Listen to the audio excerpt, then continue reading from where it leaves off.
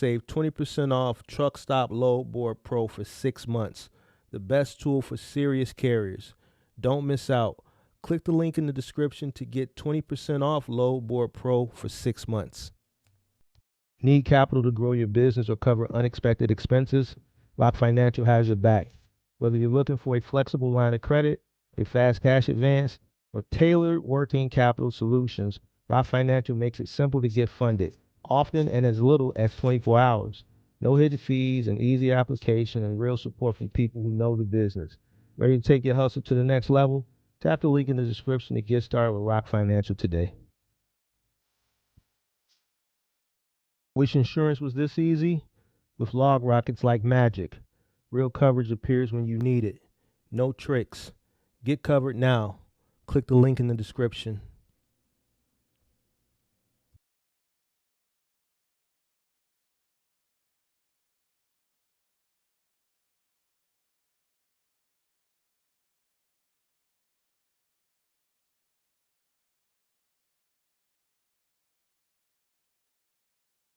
Warning: the following content contains strong language and may not be suitable for children.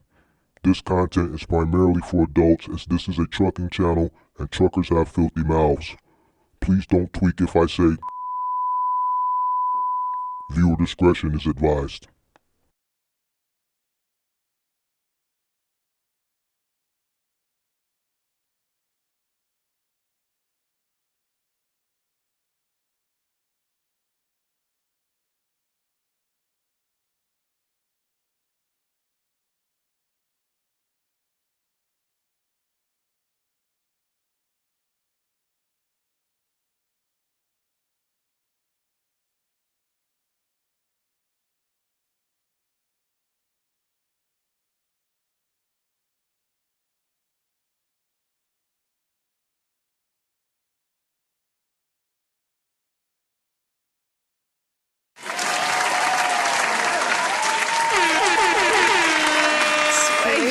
What's going on? What's going on? Good afternoon. How's everybody doing? Make sure you guys come on in, hit that like button, subscribe to the channel, turn on all post notifications.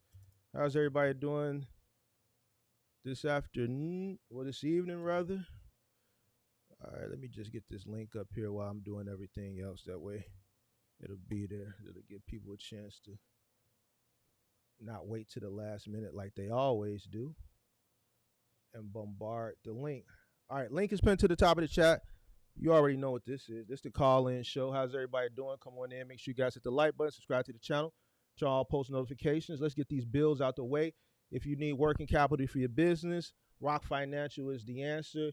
Click the link in the description, Rock Financial. If you need business lines of credit, loans, working capital, if you need some equipment and you need funding for it, there's a link in the description, Rock Financial.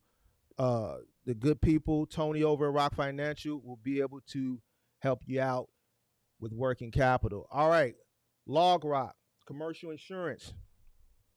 You need it, all right? Coming into the business, in order to get your authority, you need commercial insurance. There's a link in the description for LogRock. Up for renewal, shop around. There's a link in the description for LogRock, all right? Semi-trucks, box trucks, cargo vans, even giggers. Yes, giggers. Giggers. Don't be fooled by some of your favorite content creators. Some states you have to have commercial insurance. Some states you have to be licensed from a state level. Stop listening to your giggers. Some of your favorite giggers will say, oh, you can just do this in your car. You don't need to be licensed. That is far from the truth, and I will debate anybody. I will debate anybody, and I will prove it. Just because you haven't gotten caught doesn't mean it doesn't exist, right? So commercial insurance, if you need it, there's a link in the description. LogRock. How's everybody doing, guys? Come on in. Make sure you guys hit the like button, subscribe to the channel, turn on post notifications. This is the call-in show. Link is pinned to the top of the chat. Let's get it going early. Please, let's not wait, like people like to do.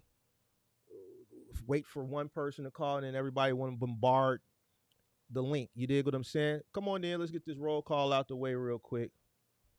Shout out to Rich representing the crib. Shout out to Jonathan. Shout out to all the MGM members. Shout out to T-Bone Talks representing, West Texas.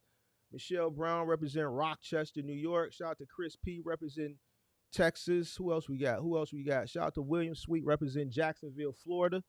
Shout out to Rio representing that ATL. AT Aliens in the building. David Smith, what up? What up? Representing M Town, Milwaukee. Shout out to Kyle representing the crib. Rolling down that I-55, that Stevenson Expressway. That's on the local tip. You dig what I'm saying? Shout out to Talk with Walt. Shout out to Ben Uzi. What's the deal? Shout out to Pippi. Shout out to all the moderators.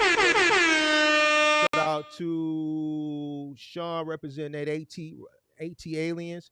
All right, let's get this show on the road. Let me pull up and see who we got in the back real quick. You dig what I'm saying? Let me see who we got in the back real quick. You dig what I'm saying? Hold on 1 second. Let me see, sir. Let's see who we got in the back. On the call up. On the call up. Yo, what up? Yo, what up?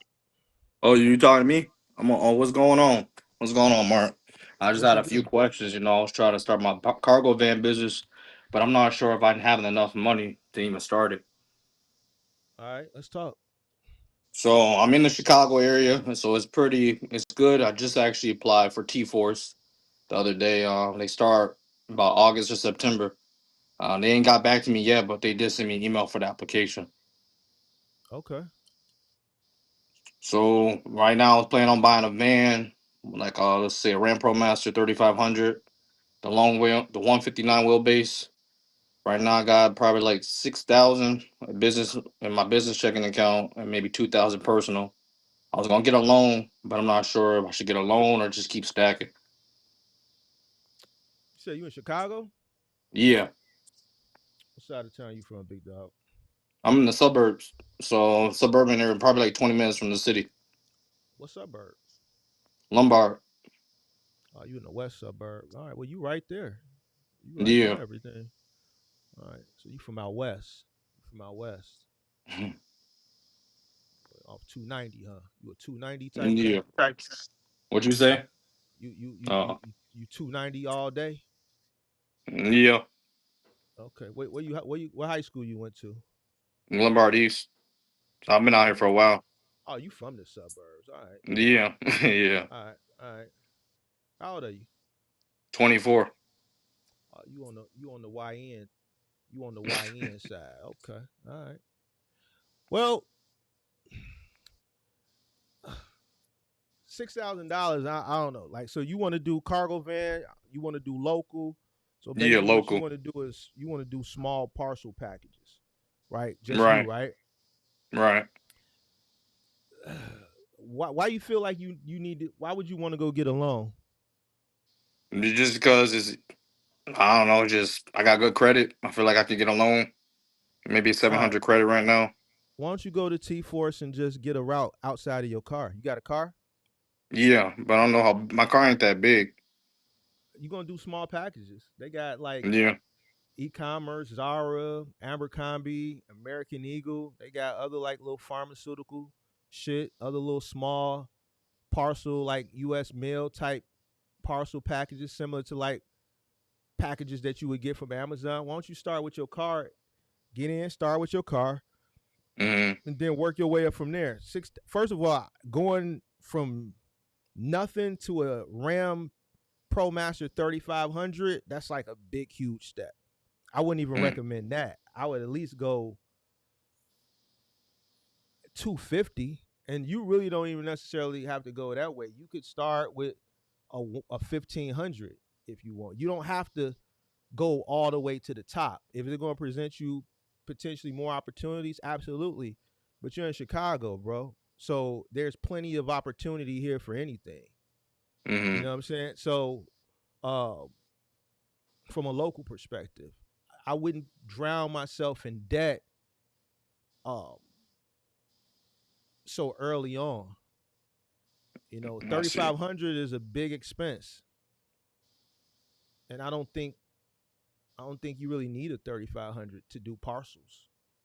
Hmm. You could do that in a Chevy Express 1500.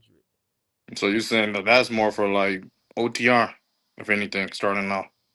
Yeah, I mean you can use it to diversify, but I mean you got six bucks and you only 24 years old. I just don't know if you would really. I don't see the need for 3,500 so soon. Mm.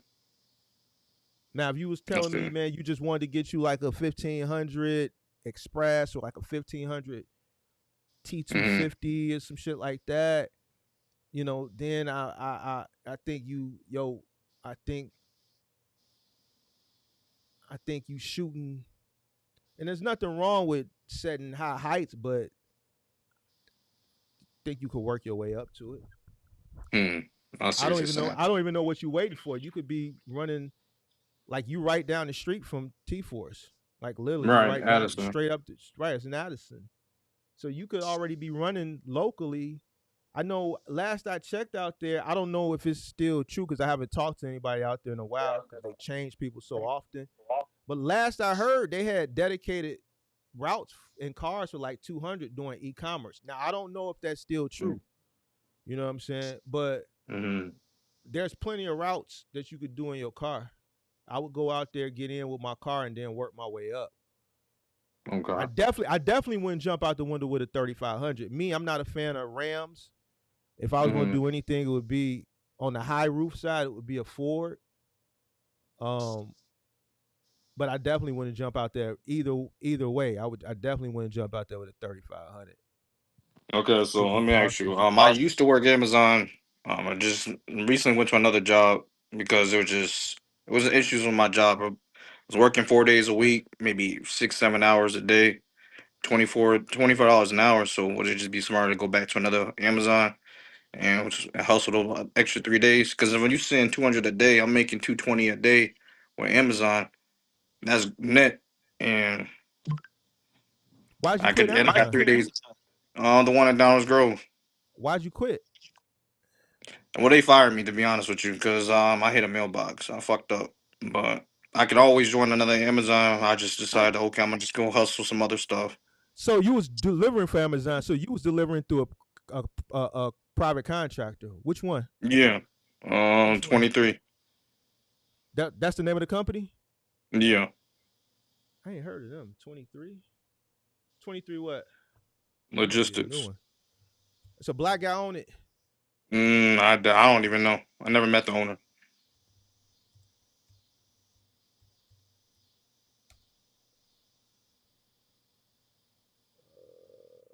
Yeah, I see. Give me a second. You gotta spell the word out. It's I not know, just I the know, I know, I know. yeah. I got it already. I got it pulled up. It's Big Mark, dog. Don't worry about it. I got it. Don't worry about it. Just doing a little background check. See if I know these people. Might be just a phone call, you dig what I'm saying? I always Hmm. take care of I always take care of local people. It's favoritism over here. I'm always take care of my local people. So give me a second.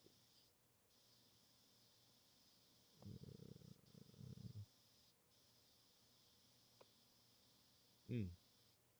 They got a class action going on right now. Really? Mm-hmm. Now I don't know. I don't know this. I don't know. I don't know this owner. Um, but yeah, I mean, if you can get hired on with another owner, another DSP, Hmm. go for it. How'd you hit a mailbox? Man, Russian was the last stop of the day, and I hit it. Yeah, that's how. Usually they're cool about it, but I think when I call Amazon, the customer service, the guy got pissed because they didn't understand English.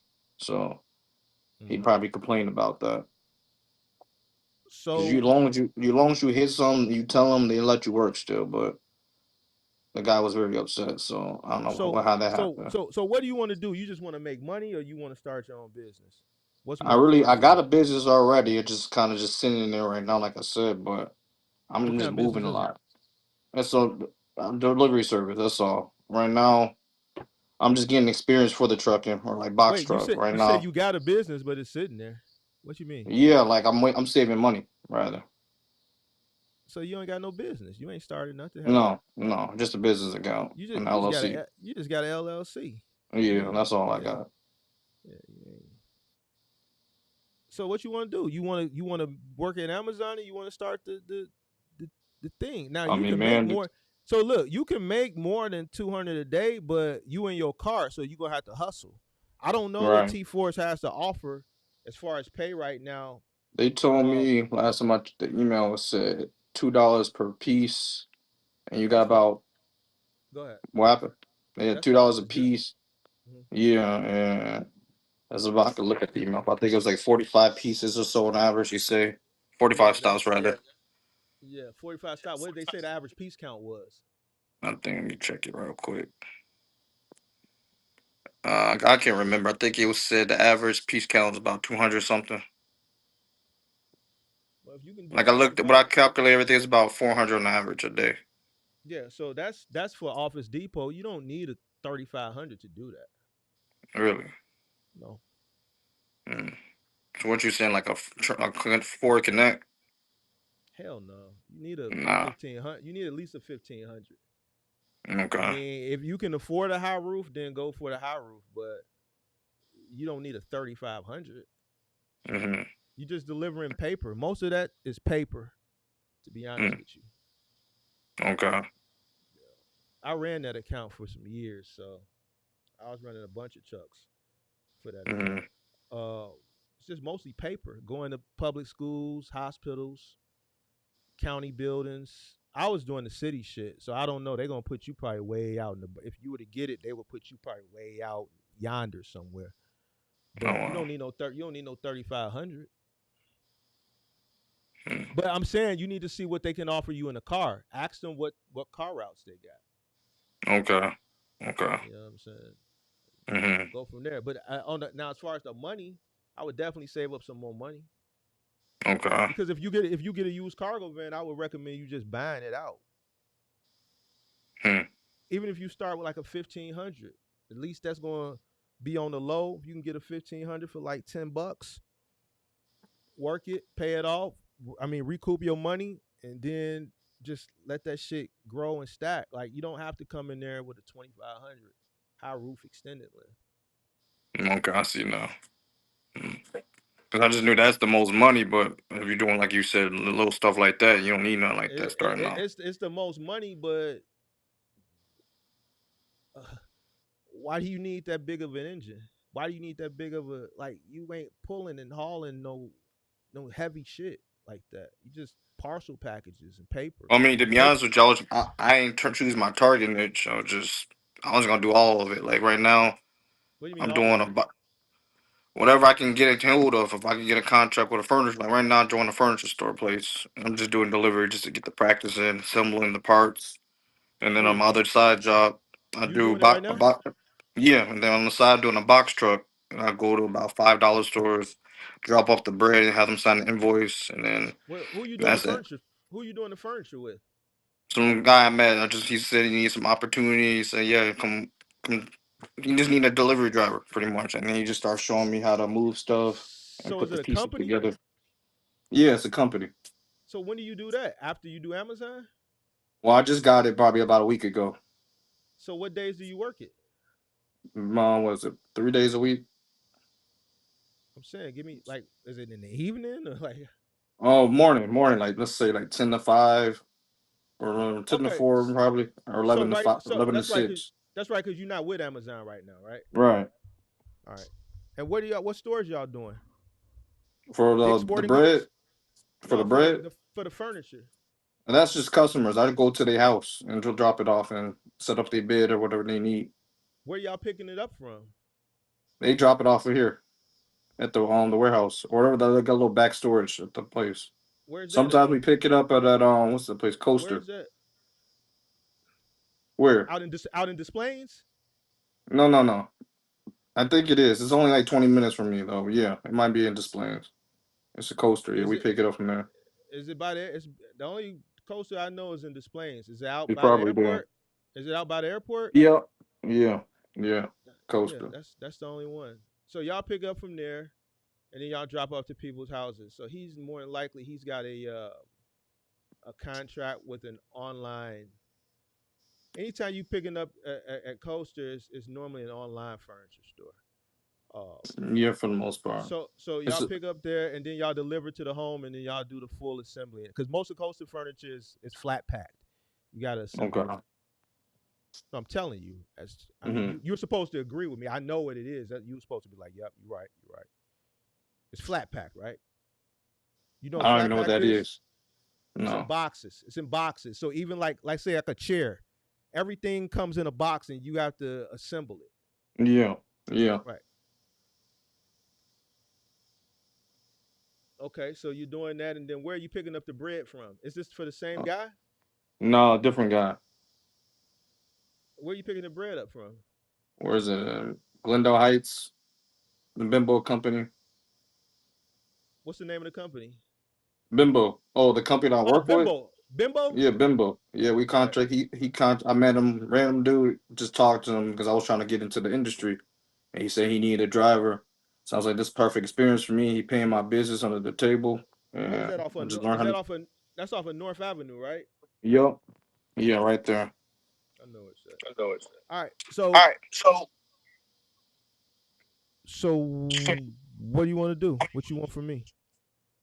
I was just wondering pretty much about how much to save and how much really to get started. Because Man, I I don't know mean, if I you should get just you got keep you got you keep. got you got you got six. I would at least if you're gonna do the van thing, I would try to buy the van outright. Honestly, Okay. I would keep working in your car. I would see if you can get a route from T Force in your car, and then I would use that money from T Force to keep stacking for a van. And I wouldn't even go get a really, really expensive van off the rip. I wouldn't, bro. Like if you go in T Force, you'll see some of the vans that these guys got, bro. They ain't no 3500s.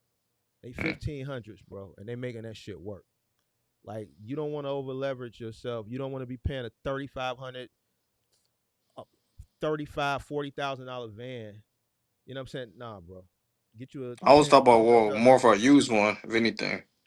Yeah, but you can get a Mm, 1500 for way cheaper. You don't need that much power. mm, You're not okay. really hauling nothing like that. You don't need that much power. You carrying packages. You I see know, now. so now if you want to go out and you want to blow all this money on the 3500 and you're not really using that much power, then do your thing. I wouldn't recommend it. Okay, that makes more sense though. So just to scale up as I go, pretty much. If you're going And to now, continue to if you're going to continue to stay in the parcel business, you'll never need a 3500. no. So you just say it's better to choose your niche early on instead of try to figure that out and do this I, and do that. I mean, you chose your niche to get started, so we need to focus on that first, I see. Okay. Because really, and my job was trying to then find a contract in place, a dedicated route. I was gonna find you a dedicated route, get my that's what van. that's what T Force is. They're gonna give you a Hmm. dedicated route. So Office Depot, you're gonna give you a route. You're gonna do that route every day. You see what I'm Okay, saying? I follow. Or and then that's your dedicated route. What I'm telling you is you don't need a 3500. You can go get you a 10, 11, $12,000 van, pay cash for it, run your bag up, and keep Hmm. running that van into the ground. And then when it's time to scale, then if you want to go out and get you a 2500 or something like that, you can. You know what I'm saying? Initially, for what you're doing in this market, that I know the account, right? Because I ran it for years. I know the market because I live here. So you can do that in a goddamn Chevy Express if you wanted to. Now, granted, you're gonna have to hunch over when you moving shit around. But the only thing a high roof is gonna give you an extended length is just gonna give you more clearance, so more convenience to All right. stand up. But man, if you're trying to really get it out the mud and run it up, man, you got to do what you got to do. We ain't talking Okay, convenience at the beginning. We talking about running it up. We look at convenience, our comfortability a little bit later, pimp. I see now. Okay. And then another thing, how much cash? If I buy the van straight out, let's say the van is 11,000. Let's say 10,000 to make it simple. How much cash flow do I need? Do I need 2,000, 3,000 cushion, even For if I already that, got a contract? for that on the low, you don't really need that much. 3,000, I think, but be 3 to 5,000. If you get the van outright, three to five Mm, thousand. okay, okay. And then You just work local, from there pretty you much. local. I would recommend getting either, you can do what you want, but me personally, knowing that account, knowing this market, and if I'm on the new, me, I would be happy with a Chevy Express 1500 because I know the Chevy accounts. Express. Now, you ain't gonna have that. I don't know how tall you are. You know what I'm saying? So Not if you're tall. doing Not okay, tall. so So but the cost of getting a 250 high roof extended out the gate, and you don't have the capital like that, you gotta start from humble beginnings. You gotta work with what you got, pimp, and work from there. I appreciate that. Appreciate that. Yes, sir. Yes, And let me sir. ask But you one more thing too. And I saw your video the other day with thumbtack. I could do thumbtack too on the side. I'm doing that too, right? Right. With the yeah, 35 or the 1500. That's the workout. yeah, you can do it with 1500. Even if you gotta put like a if it ain't got a tow hitch, even if you gotta put a tow hitch on there and rent a trailer from U-Haul, you can still pull a 6x12 trailer. You got enough towing capacity in a 1500 to tow a six Okay. by 12 trailer loaded. Okay. Mhm. Now, if you want to get a 2500, that's what that's up to you. But I'm just telling you, if small parcel is your thing, you can start with a 1500. You don't have to go all the way to 25 if you don't want to. Okay. Okay. That'd probably make more sense to be honest with you. Just with all the stuff I'll be doing. That'd make more sense. Damn sure don't need a 3500, especially if you're not. It'd be different if you was already like moving and shit like that. Then you know what I'm saying. But you just doing small parcel shit. But if you see a good Mm. deal on like a T250 extended length high roof, go for it. But if you know your resources are limited, then you got to work with what you got. Okay. Okay. And then I guess from there, what you say is a good number for where you could start scaling, you start adding drivers. I know you gotta, Well, do the I little don't help. I don't I don't like talking to y'all about that shit because you that's later on down the line. You got to figure out Right. one truck. We could talk about that at another time. I But figured that. That made more but sense. my general answer for that is the business will let you know when. But you got to get in Hmm. the business first. Like I think people like it's cool to like forecast, but you got to get in, you got to get your foot in the door before you can worry about scaling. Right. You got to master the first vehicle. Mm. If I was still active, I would be your competition. So you got to figure out a way to sustain and then beat a guy like me that's in your market before you can think Mm. about scaling. So Right. it's a lot of obstacles that you got to conquer first before we get to that scaling aspect. I When it's see time to now. scale, you ain't going to have to ask. You'll know. That makes sense. You'll know. Well, I appreciate it, big dog. I mean, that's all I really had to ask for. I mean, as far as that goes, just I You don't know. local, so That's you pretty much local, it. so stay in tune because you local. Oh, he gone. I said you local, so stay in tune. All right. All right. I Thank might, you. I might, I might be able to, make a call or something for you. I All right. appreciate that. All All right. right. Be safe. Yo, Hey, what's up, Mark? what's going on? Oh, just cooking right now. Let me drop my hands off. Yeah, man, we talked a while back. Actually, I was working two jobs, man, and I got my truck going and everything. I had my MC, my authority for 12 years now, and I was like I said, I was hot shot, so I'm just barely getting into this box truck arena, as you can say. And I was going to ask you, man. So I got my truck Check. outside. My authority's up and going, and right now. I was gonna ask you, I got an 18-foot box truck, but I don't got no lift gate. You know what I mean? And I'm trying to go for the Amazon. I already got hooked up with them and everything, and a couple other load boards I'm gonna deal with. But I want to start off, get my feet wet with this Amazon situation. And would you think it would be pretty hard for me to get loads with not having no lift gate? With Amazon, Yeah. they require you to have one. Oh, you have to have a lift gate I think to that's work with part of their Amazon. requirement. I think so. How you gonna get them? Okay. How you gonna Okay. get them pallets? Like I know it's a lot of Well, post office shit, but I don't know. What if you go to a post office that, like I've never done it, so I don't know what. I don't know what obstacles or what settings you may be put in, but what if you pull up somewhere and they got a loading dock? well, I thought it would be the same as if I would have a cargo van. You know what I mean? Why you say that? Well, I know cargo vans don't have lift gates and they can't pull up to the dock, you know, and they still Well, catching well, well, loads, I well, believe, with well, Amazon. well, those cube trucks, because I know some markets do have cube trucks for Amazon Relay, but what you're doing middle mile and final mile is two different things. They putting pallets on your truck. Right.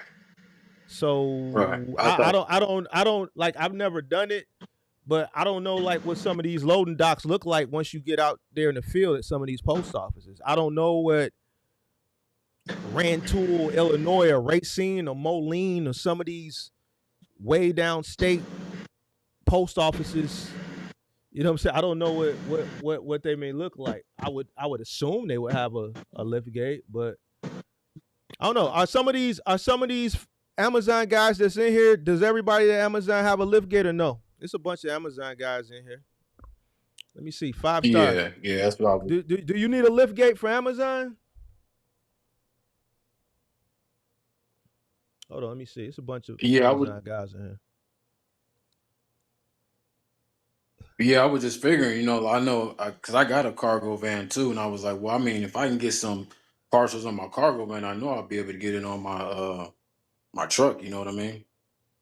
Well, So see, when you're doing your cargo van stuff, if you put a pallet on there, you going to another person who's probably taking it off with a forklift. Amazon, that middle mile runs at night. So a lot of those times, those post offices are closed. I see. I don't know, bro. I don't know what a post office in Middle America, Illinois. Well, no, you ain't in Chicago. Where are you at? I'm thinking you still talking. I'm in Vegas. Okay, so yeah, I don't know No, what I'm in Middle Las America. Vegas. Yeah, I don't know what a post office in the middle of nowhere in Vegas looks like. But hold on, let me see. They say you can get away. They say you can get away with it. You can get away with no lift gate. Check me out though. But you need to know which. Hold on, they say you can get away with it, but you need to know which post offices have docks. So you can get away with it, but you need to know when you book those loads which ones have docks versus which ones that don't. So right, I got you. Because I just I set up my E-track and everything in the back. You know what I mean? I got everything ready to go right now. Like I said, I'm just waiting till I'll probably catch a load maybe next week, whether it's Amazon or whatever I can get my hands on. Okay. So I keep my truck at my place. Hold on, I'm gonna peep me out real quick. We talked, man, and I had just barely was working to get my capital up for everything, and I'm all ready now. You know what I mean? Hold on, I live in Little Mexico out here. You know how it is out here on the West Coast. So I don't know if you can see it, but that's me right there. You know what I mean? What's that? An E350? Yeah. E350 Super Duty. All right. Yep. Okay. Yep. What's it like? You know what I mean? 02, 03? It's a 99. It's a 99. Okay. Yeah, it's a 99, Mark. Let me see. Let me open her up real quick. Oh, sorry about that. Sorry.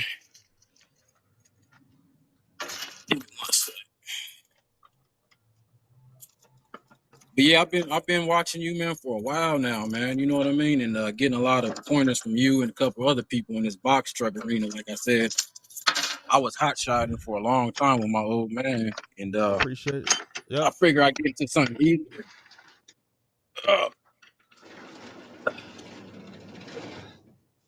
Yeah, I got all my shit ready. My blankets, you know what I mean? My E-track.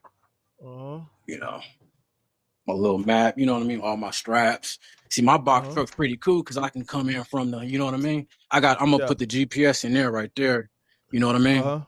Yep. So yeah. You know, I got a lot of information from you, man. You know what I mean? I built engine stuff, so I did all this stuff myself. Oh, you Gucci then, Pep. You Gucci. Yeah, go. Yeah, I'm ready. You know, I'm ready to get some loads. I'm active. My MC, my authority, all is everything. Yes, sir.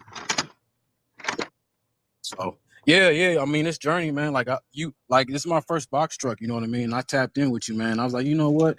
I don't even want a hot shot no more. I'm gonna go ahead and do this box truck. You know what I mean? Seems like a little bit easier than getting them cars on the ramp. Mm-hmm. You know what I Well, mean? man. Well, man. Good luck, man. Good luck with that. I hope it all work out. Well, Yeah, I know it yeah. will. It will You know, work out. no, yeah, it ain't nothing, man. Like, my motivation is through the roof. You know what I mean? I go get it. Uh, Anything happen to my truck, I come out here and fix it. You know what I mean? It ain't no big Mm-hmm. thing to me. You know what I mean? But Yeah. I don't have no driver, which is cool because I get 3 days off work. I work for the government, and I get 3 days Mm-hmm. off work. So I figure in those 3 days, I can go ahead and grab me a couple loads. You know what I mean? Try to scale up off that, and then get me a little driver. One of my little cousins get up in that truck. You know what I Right. mean? But I want Okay. to do it myself first to get my feet wet. You know what I mean? So I can get a route and put them on the route. You know what I mean? A route. Excuse Mm-hmm. me. So, but yeah, man, I'm just tapping in with you, man. About that lift gate, that was my only concern Right. about my truck. Is this, I'm gonna get one eventually, but just right now, I gotta, you know what I I mean? mean, the truck don't got one, so I wouldn't put no. I wouldn't buy one. You wouldn't get one? You don't think?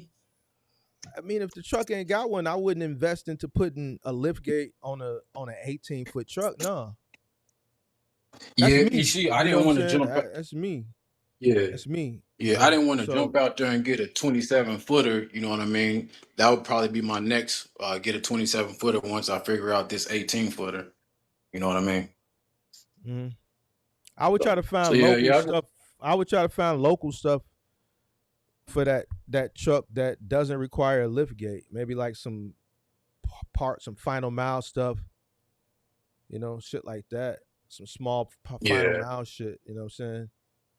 But yeah. I You look up and I down the street. You see a lot of 18-footers with lift gates, no lift gates. You see more 18-footers than you see 27-footers driving around for some you see reason. this, what you see is 16-footers. Let me see that truck again. That might be a 16-footer. You sure it's an 18-footer? The back of the bed, I think, is a 16, but the whole thing is an 18. So Yeah, I if think you're right. the box is 16, because I looked at it, looked like a 16 to me. If the box is Yeah. 16, it would be considered a 16-footer. But that's me Yeah, visually yeah. looking from No, here. no, no, you're right. No, you're right. It is a 16. No, I was the whole diameter. You're right. The box is a 16. Right. So it's a We 16-footer. we did it to Yeah. where it could fit I think four pallets. You know, them strapped down pretty easy. Hmm. So yeah. But have you seen people scale up? You know, make decent money with those 16s for the most part. Yeah. I mean, I Not enough. had in my career, I had more 16-footers running than 26-footers.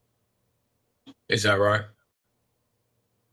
That's because I had an I mean, you account got that I had one account that just was really massive, that it just required 16-footers. So that's why my fleet on the final mile side consisted of more. I only had one count that really required a 26-footer, and that was those morning IKEA routes. Everything else, 16-footer. Yeah, that's what I was gonna hit. I was gonna hit like all the paint places, the bed places, furniture places, water places. You know what I mean? For local loads, and then maybe do the OTR with the Amazon and the different load boards or whatever. I got a 12-year-old authority, so I think I should be good on that. You know what I mean? As far as being able to, you know what I mean, get some loads and stuff. So Hmm. Yeah. yeah, 16-footer is fine if you in the right market for it and you can find the right opportunities for it. There's opportunities uh, for it, but they're real specific. Now I don't know what yeah. Vegas has to offer. I'm not in Vegas, so I'm in a bigger Well, market with a lot more opportunities, but well, in a hey, very dense I market. did that Midwest, man. I'm from Michigan. You know what I mean? I that Michigan to Illinois with them Mm-hmm. cars. That's gonna be there always. You know what I mean? You already know what's up with that. Um, Mm-hmm. but like I said, I know I see a lot of loads coming out of Scottsdale, Arizona, heading to California. A lot of California stuff. You know what I mean? Mm-hmm. In and out of California. So I don't think Vegas, as far as like OTR coming out of Vegas and coming back in, I don't think it's too plentiful. I'd say probably more so local, regional. You know what I mean? In Vegas, Mm-hmm. as you said, like Kia, stuff like that. So. Yeah, no, I know. I remember you said that sometime a 16 footer is too much and too less of a truck, and that always stuck with me in the back of my head. You know what I mean? Mm-hmm. Yeah, it's real So, niche. Either it's not enough or it's too much. But if you can right, find something that's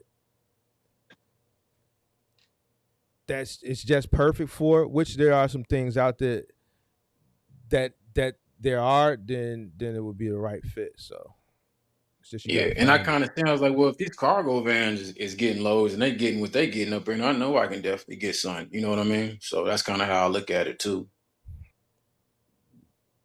Still same thing because so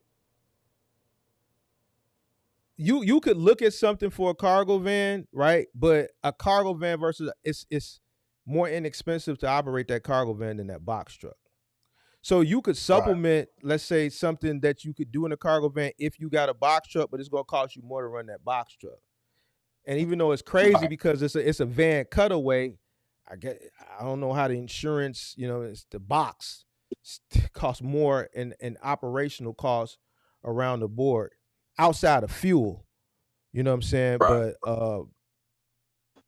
when I was running those 16 footers, it was because I had an account that uh, was actually a van account, but there were a lot of schools on the route that ordered pallets and pallets of paper. So the box truck right, could carry more stops of paper because we could put more pallets than you could put on a cargo van. But right, that's right, because of right. my market. Uh, there's a lot of public schools here. So I was able to Mm-hmm. get those routes with those public schools, and I could put more pallets of paper on the box trucks than a lot of contractors who had vans could.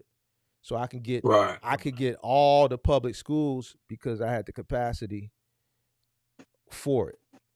If you're not Right. in a I know market those where you said what? these casinos out here, so I go to casinos and I go to the back, you know what I mean, when I got time, check out, the different equipment they got coming in and out. These casinos is moving a lot in and out, a lot, whether it be food or, setup Sl- equipment or whatever the case may be. Tables and slot machines and stuff like that. Hmm. Yep, yep, yep, yep, pretty much. A You know lot of what I that mean? shit, that I think it goes through brokers. A lot of that casino Brokers, shit right, goes through brokers. Yeah. right, right. And then I was thinking about getting my little medical carrier, you know what I mean, and doing that. I'm not thinking about it. I am gonna get that because I think that'd be cool too. I seen a dude move like a box for like 500. I don't know what was in it. Some medical stuff, some Mm-hmm. wheelchairs, you know what I mean? Little stuff like that. Mm-hmm. So yeah, but yeah, man, I've been listening to you for a while, man. I tap into you here and there, you know what I mean? Mm-hmm. Yeah, and this little adventure, man, you know what I mean? I got going on. But yeah, man, I ain't gonna take your time, man. I just wanted to tap in with you, man. I think maybe probably by next week I'm gonna grab a load. If I catch a live, I'm gonna tap in. Maybe I'll have a load in the truck and be on the road and shit. You know what I mean? So Mm-hmm. yeah, All right, bro. yeah, but for sure, man. Appreciate man taking my call, man. You have a good one, man. All right, man. Be safe. You too. Thank you, sir. All Bye. right. Yep. Hey, coach, is my mic better for you? I turned it up a little bit. I don't want it to be up too high because I don't want it to peak and sound distorted. But let me know if that's better. How you doing? How we doing, Mark? How you doing? 50 on it.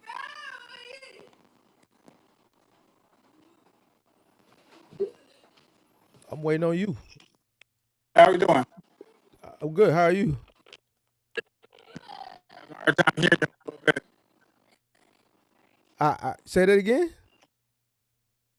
I was having a hard time hearing you. I'm having a hard time hearing you. I hear you, but it's distorted. Yeah, it is. It's distorted. Fix that. Huh? You hear me? Yeah, it's coming to a little distorted. That sounds a little better. What about right now? Say something. I can hear the kids in the back fine. It's just you. I hear the kids loud and clear. I could make out everything they saying. I just can't make out nothing you saying. How Now I about can't now? see. Now, yeah, it's better. You got to That just be- stand still. Yeah, there you go. Just stop. that better. Stop right there. Stop. Stop moving. Okay. Stop moving. All right, there you go. All right. All right, stop moving. All right. All right, there you go. All right. All right. All right, what's going on? Hey, appreciate. Well, I just want to chime in. Recently, started my trucking business. Me and my wife. We started it actually June 8th. We got everything set up. Got our MC.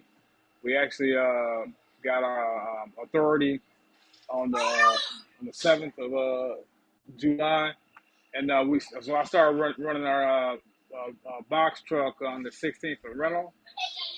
So my question is that I'm to the point where I want to go ahead and buy a truck, and I hear I'm getting a lot of feedback versus buying a more expensive truck versus just trying to buy a truck flat out.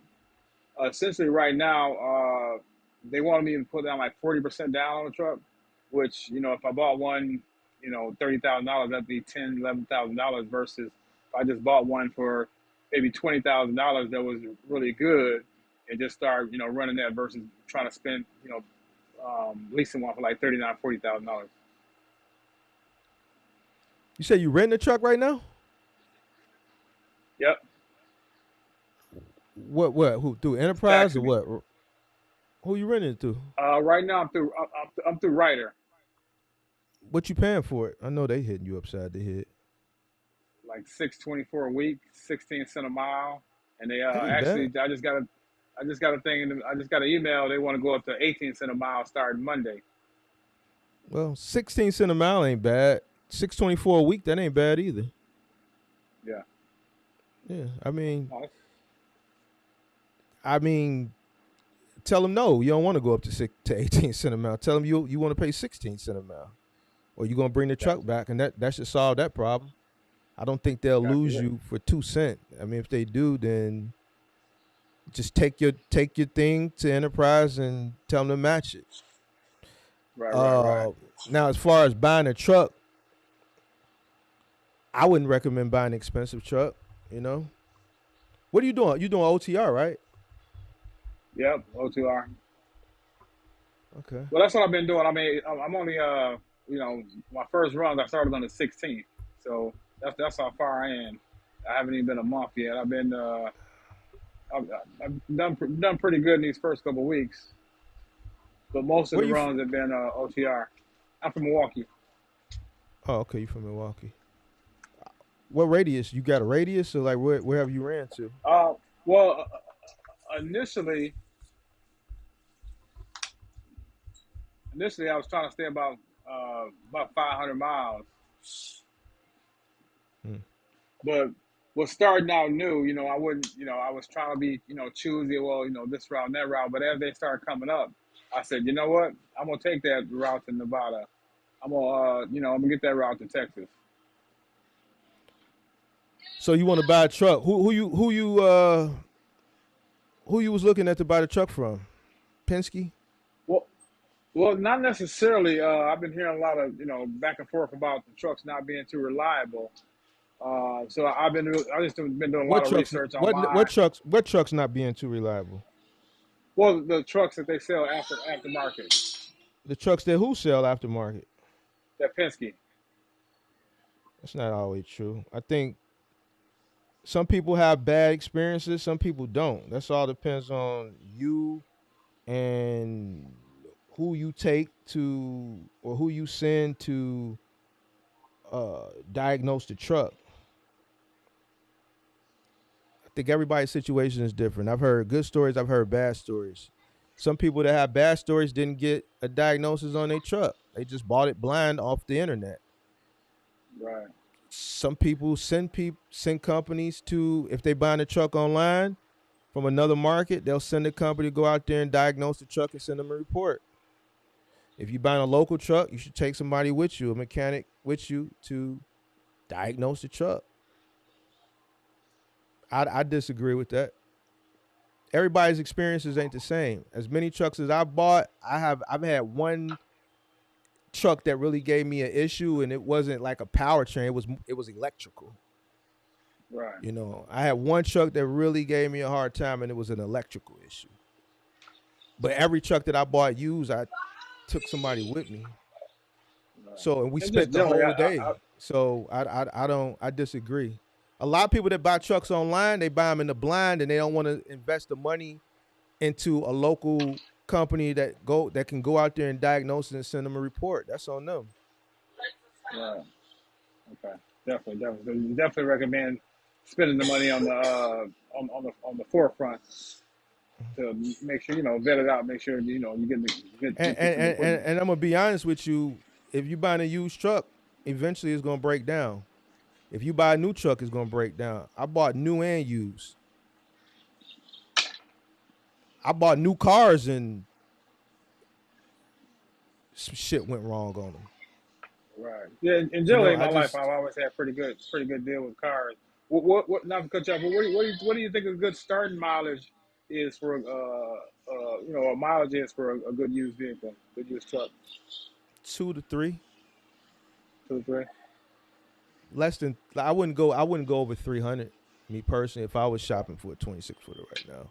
I mean, you're in Milwaukee, so there's plenty of trucks in the area. You could come down here to Chicago. There's plenty of trucks. You know, you're gonna have people on the internet. Oh man, trucks are rusted. We live in the Midwest. Like, I don't care about rust and all that. You're gonna find rust. So you got people that's on the internet that don't live where we live. Like people from down south. Oh wow, those trucks up there rusted.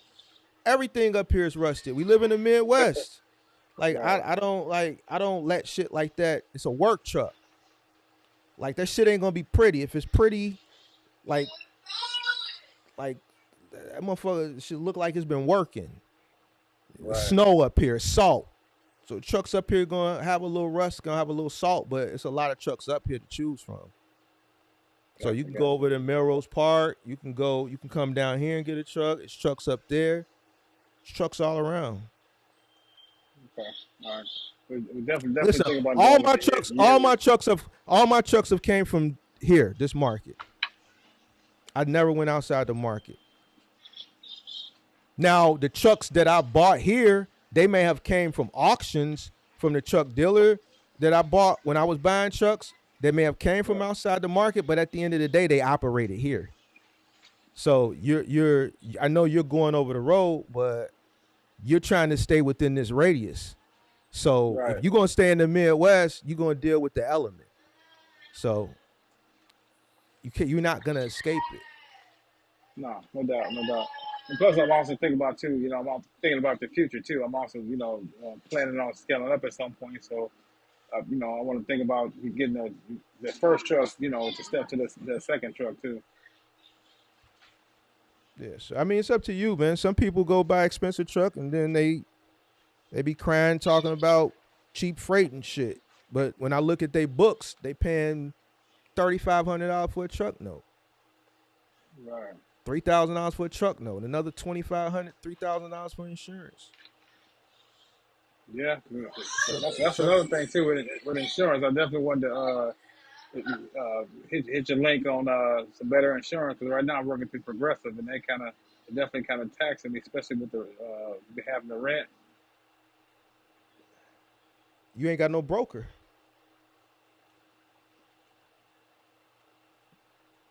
Check.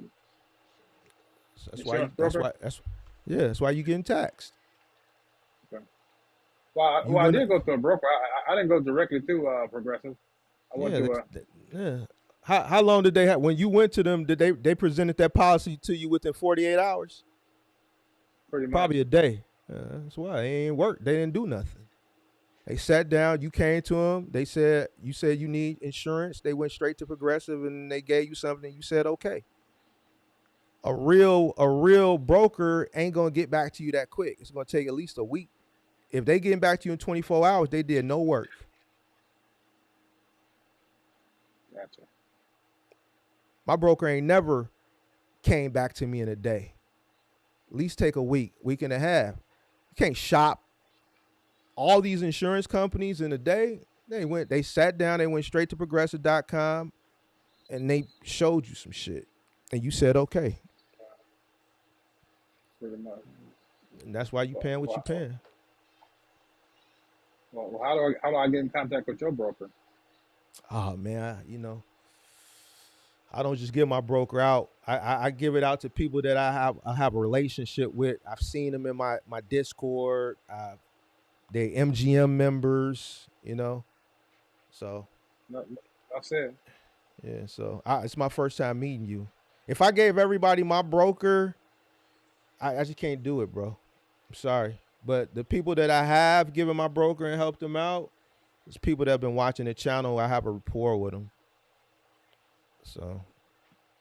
Gotcha. Well, I'm a long time watcher, first time caller, as they say. But yeah, see, you gotta be in tune. You can't be watching from the shadows, pimp. Can't be watching from the shadows. Well, that's why I'm getting out here. Asking these live questions. Trying to get some live information. Then that they say what's the saying? Closed mouths don't get fed. That one. And it's another one, so I can't think of it. It's on the tip of my tongue right now. But you get where I'm going with the pimp. Yeah, I get where you're going, for sure. Yeah, man. Yeah. So yeah, you're gonna have to get a broker, pimp. You're gonna have to get a broker. Let me stop calling you pimp. You got more gray hair than me. Let me respect. How old are you? 54. Yeah, let me stop calling you pimp. It's all good. Yes, sir. You're gonna have to. You're gonna have to. Well, trust me. I understand that analogy. It's all good. Yeah. You from Milwaukee. Pimpin' Ken. Y'all players up there. You grew up in Milwaukee? No, actually, I grew up kind of all over. I never lived in one city for more than 3 years until after I got out of the service. Where you originally from? I was born in Chicago. Oh, well, then you understand the lingo. Like So I said, Chicago, Milwaukee, it's all some play. We all players. I like Milwaukee. I like Milwaukee more than I like Detroit. Yeah. Yeah, I like Milwaukee. Some real players up there in Milwaukee. Detroit, I like Detroit, but oh no. I be picking on Detroit. They get mad too. They be getting mad. Well, Shop, my wife's favorite city. I know it's everybody's favorite city. Yeah, we some players down here, But yeah, man, you gotta stick around, man, because if I gave everybody my broker, it'd be wasting my broker's time. You know how many people come and fail? I just can't be bombarding my broker with nonsense. You gotta show me you really. I totally get it. Yeah, you gotta show me that you gotta be active, man. I'm gonna be like one day, all right, man, let me see what I can do for you. And then I'm gonna go ahead and give you that holy grail. It's gonna be different. It's gonna be different. Now, that ain't for everybody. But for most people, it's different. Because he gonna work for you. See, these brokers, you probably got you like a little young whippersnapper. The more money you pay insurance, the bigger his residual payment is. They working off commission, they working off a commission. So it's not in their best interest, especially a young one, to help save you money. My broker been in the business over 30 years. He made his money. Yeah. So now I'm doing the playback, and he had to keep. Hold on one second. Let me get somebody else to answer that question and get some advice and stuff like that. Oh, that's what he was saying to you in the conversation. He was pretty new. Yeah, young buck. So he went straight to progressive.com and set up your policy. A broker that's really working for you is not going to come back to you within 24 hours.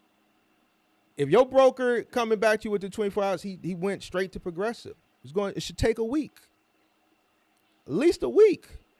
Because what happens is he's going to do a profile on you. He's going to present that profile to the insurance companies, to all of them, or as many of them he wants to present to. Then they're going to present a proposal. Then when those proposals come back, he's going to look at all of them and see how he can piece it together to ultimately get you everything you need at an affordable rate.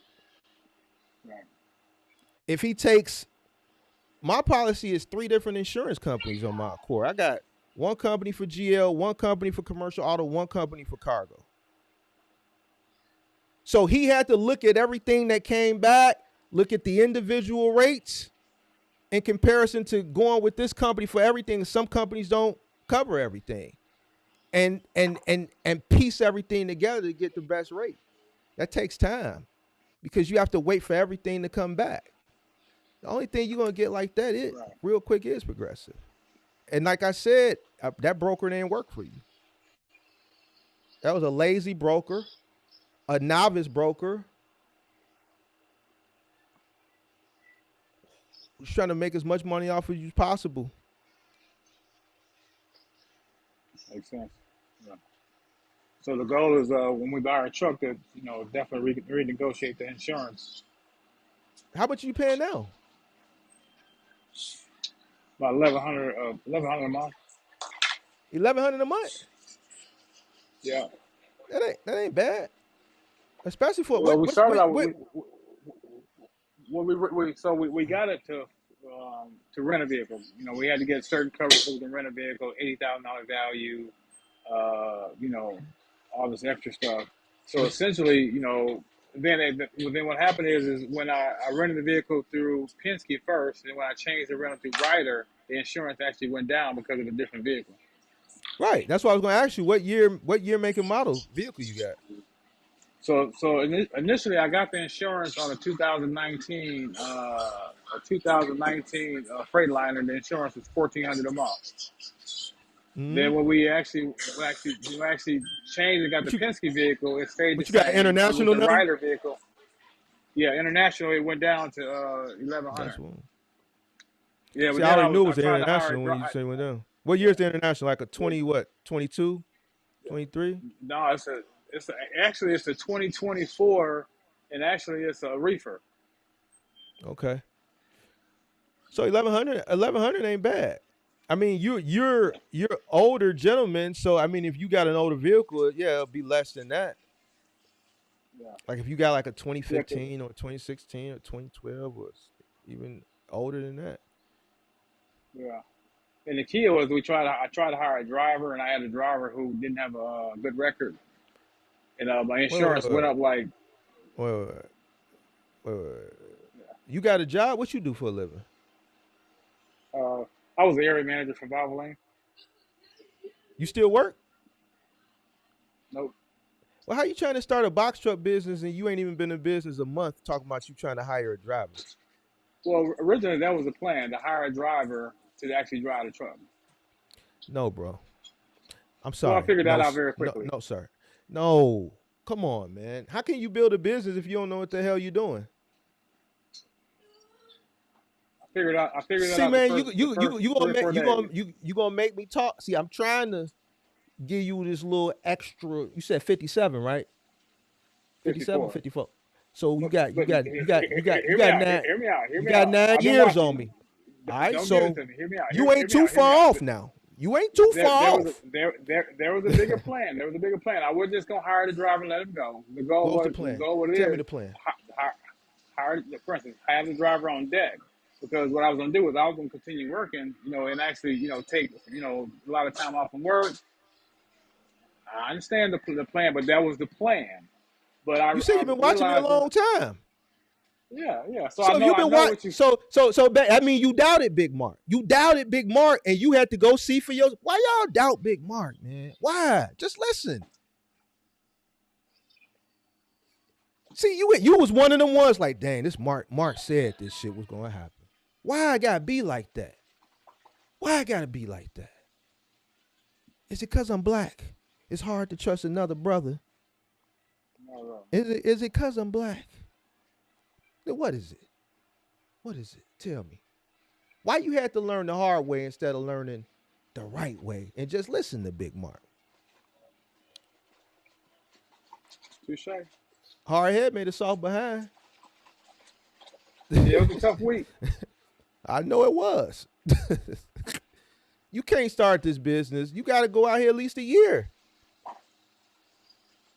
How can you train? How can you? You couldn't even train the driver because you didn't know what the hell you was doing. You just put him in the seat and said, "Here you go. Here go the keys. Go be great." No, actually, he rode for a while first. He rode I with had to who? ride You? for a couple of days. Yeah, Shit. You said you started the 16th of July. yeah. I've been driving the whole time. It ain't even the 16th of August yet. So when did this I happen? know. Well, this happened the first week. Yeah, that was the first week. That was the very first week. So he was riding with you. You weren't training. You was learning yourself. You trying to. Y'all both in the truck. Just don't. Y'all both in the truck with the dunce hat on. He looking at you. You looking at him. You hoping he got answers for you.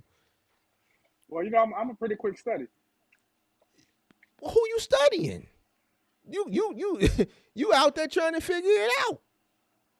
No, you're right. No, You're right. no, man, you gotta go out there. You said the area field manager for Valvoline? Now you're supposed to be smarter than that now. Nah, man, you gotta go out there for at least a year. And see, I don't like when y'all. See, I like when y'all just say, "Man, Mark, I listen to you and everything is going according to plan." Like I don't like when y'all come up here and say, "Man, I've been watching you a long time," and then you got to learn the hard way. Come on, brother. You're supposed to be from Chicago, born and raised. Dang, man, Jesus Christ, man. All right, man. So what you want from me, bro? What do you want from me? You just gave it to me. What you want? You need to go out. I don't know. Valvoline area field manager, that sounds like 150 at least. Is 150 at least? I ain't trying to get all in your business, but it's a buck 50. It was less than that. It's less than that. About 100 and something, Yeah. right? 100, give or take. That's a lot. That's a lot to sacrifice. That's a lot of work too. This gonna be whatever you do as area field manager. I can make a blind bet. It's gonna be more work. But it would be for me. Oh Lord, you an Xer. I don't usually hear that in Xers. But what I'm saying is it'll be for me, but also too, a paycheck is, it don't matter how much money you put in when your salary, it's still this. Why you? What you mean? It's still the same amount. I can't do, plus I can't do both. You don't get an increase every year? How long you been at Valvoline? Man, I mean, salary, them kind of jobs don't work like that. How long you been there? I'm just trying to figure out if you close to retirement. If you going to be able to retire from there. Let's say I started at Valvoline in 07. 07? So you approaching 20 years? What was your goal? 55. So one more year? Well, less than. My goal is 55 to have the business up and running and walking away from that. But what's your retirement plan walking away less than 20? My retirement plan, well, for one, I'm not necessarily retiring, but my retirement plan is other businesses. But I'm saying if you that close where you could walk away and still have that coming in and then do the box truck thing. I haven't been. So the thing about it is with Valvoline, so when you work for different franchises, you ain't working for one. So you can't put everything, in totality together and say 20 years. Yeah, I started in Valvoline in 07, but I worked for different franchises. So my money is not tied to staying there and retiring from that particular franchise, if that makes sense. But it's going to be a penalty, right? Well, there's always a penalty. Before what year? 55. You'll be 55 next year, but you ain't got to put 20, In 25, 30? Huh? No, because it's a different when you're thinking about a pension and a 401k. Okay. You said 07, right? Yeah. So, all right, go get your truck and go over the road. I mean, hiring a driver, I don't like. You should have known better if you've been watching this channel. I don't know why y'all think y'all can get. Stop listening to these guys that's talking about this stream of revenue stuff. They don't know what they talking about. You can't train nobody if you don't know what the hell you doing.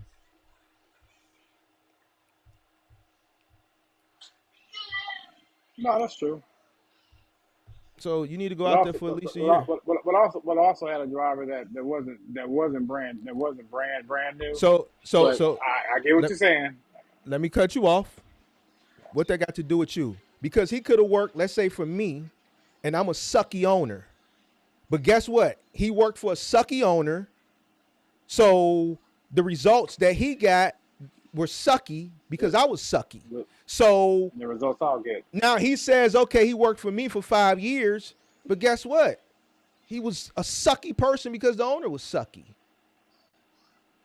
So 5 years doesn't mean nothing because that was under my suckiness. You see what I'm saying?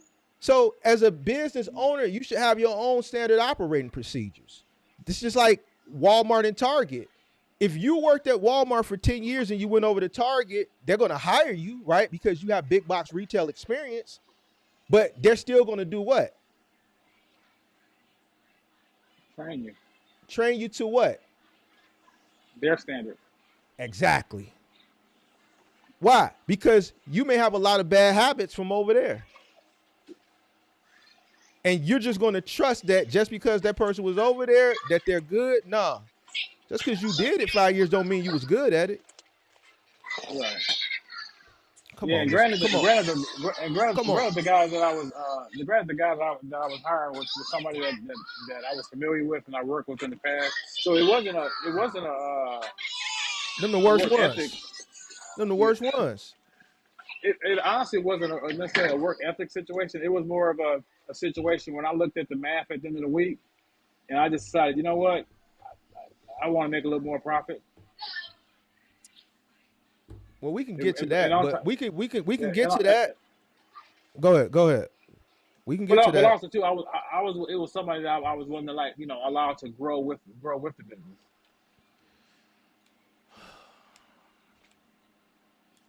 Now I get it, and of course, and learn as I learn. Because it wasn't at no point was I going to turn it over to him. So you rather spend more money to learn because you're spending more money to go through the learning curve. It'll be you're gonna lose money. You're gonna spend that money on that learning curve, but you adding an employee to the fold, which is more money. Absolutely. So what when you say you want to increase your profit margin, like what you expecting to make when you got a driver in the seat with one truck? Well, that was the thing with renting a truck. You know what I'm saying? Honestly, I probably didn't do the math correctly for counting in the mileage. And that was the one thing that I didn't equate. I'm listening. Is that mileage. And when you hit 5,000 miles in a week. You hit 5,000 miles in a week? Yeah.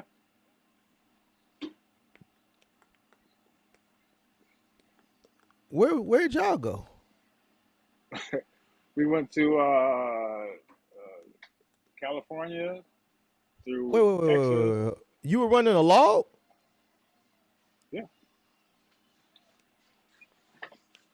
We had actually my first week we got a $6,000 run for like 3,000 miles.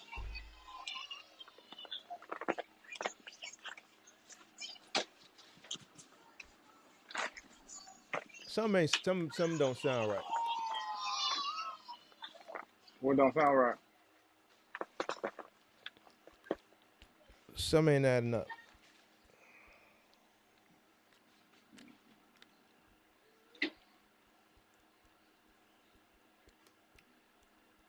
Let's do the math. I'm doing it in my head. It is kind of late, so that's why I'm making sure. I don't want to put my foot in my mouth. When I do these late live streams, sometimes I don't be as sharp as I do early in the day. So the first week we logged. We ran from Monday till Wednesday, so it was probably about 10 days. In that 10-day stretch, we did about See 6,000 that miles. I knew someone right. You ain't doing your logs right. How you run that many days? Well, we were team driving too. All right, I'm not. Okay. So you ran from Milwaukee, you said, to California? We ran from Indiana to California.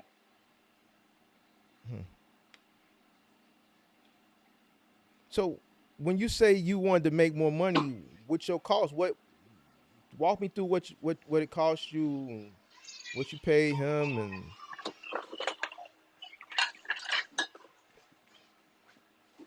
I paid him for driving. We paid him 37 cents a mile. Our breakdown for gas. Oh, and then also too, when he was helping, when he wasn't driving, I paid him 22 cents a mile. what's your cost per mile? $1.25.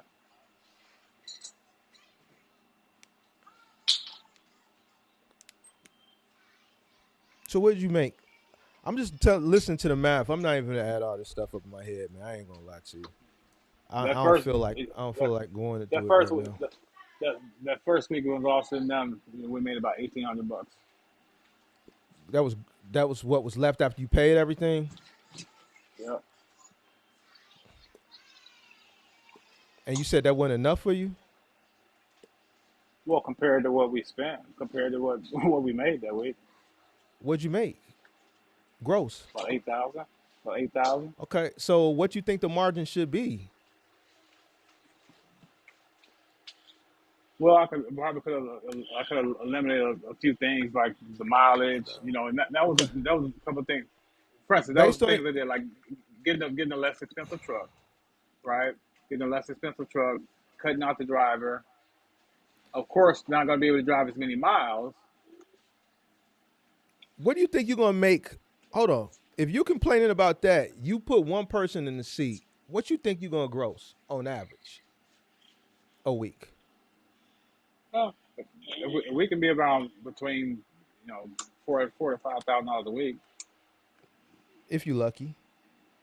Yeah, if I'm lucky. You know what Reasonable, the like I said, you know what the average trucker, you know what the average box trucker if is making. I can tell you what the average box trucker is, and it's not a guess. I got 3,000. All right then. So what you think after all expenses you gonna take from that? If 18 and you ran all the way through, you didn't even stop. You ran 10 straight days. What you think you're gonna make if you ran a normal week? With those expenses, not much. But with, Right. with less than my expenses, What would you like your margin to be? And I can tell you if it's realistic or not. I don't care what you running, what type of equipment, what your nothing. Just tell me what you want your margin to be. about 28%. OTR? Okay. Mm-hmm. Unrealistic?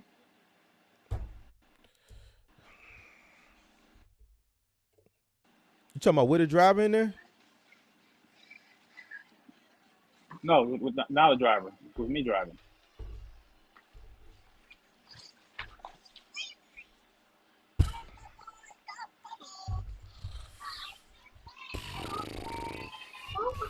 How you come up with that?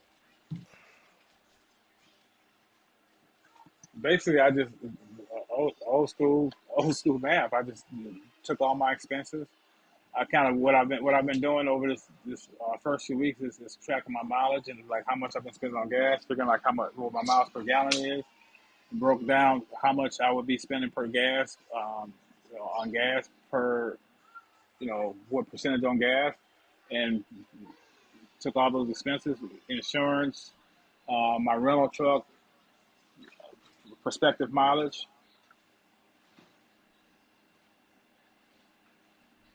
and the rest it leaves me about it was roughly 26 to 28%. It was like 27 and some change.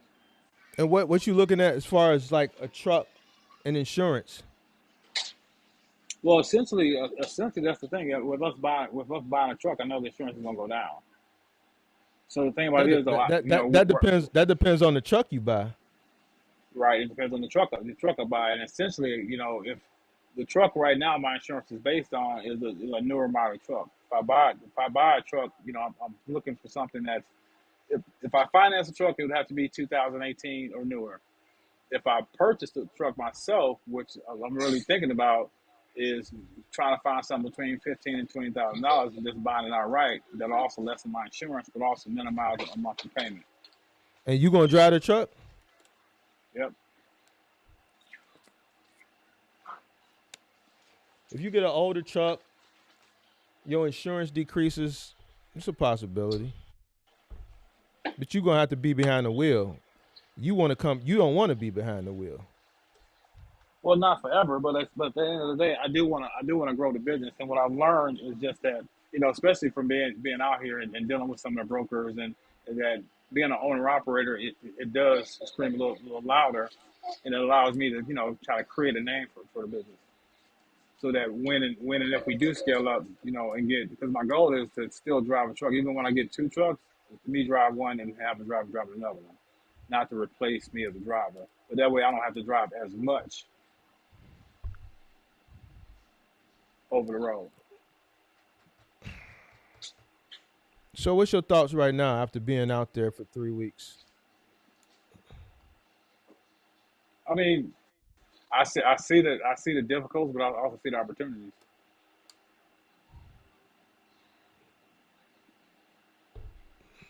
So I ain't gonna lie. Yes, I know it's hard work. Anything worth doing is gonna be hard work. It's just about being patient and being diligent and really just sticking, not jumping out there like I have been, but slowing back and working with my wife and making sure that we're attacking it together. Your wife is out there with you, or what's she doing? Because you No, keep she's saying not. your wife. She the dispatcher. Well, that's going to be hopefully the goal eventually. But right now, she's just making sure that all the books, everything stay in line, everything I pay for, all our, when it comes tax time, we ain't gonna have no problems.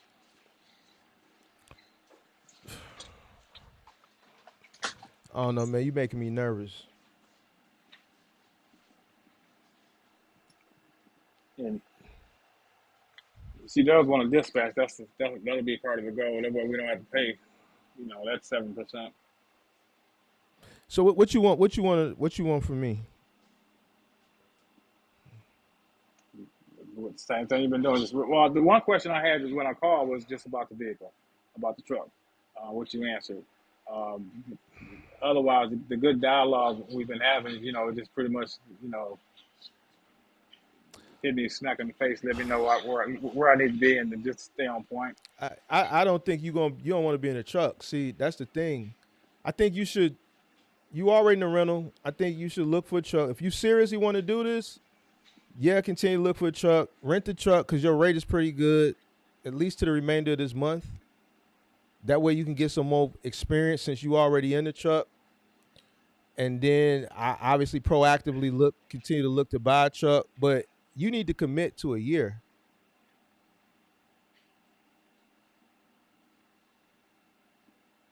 And I don't think you want to commit to a year. The way you just came in and threw somebody out there, it's too anxious.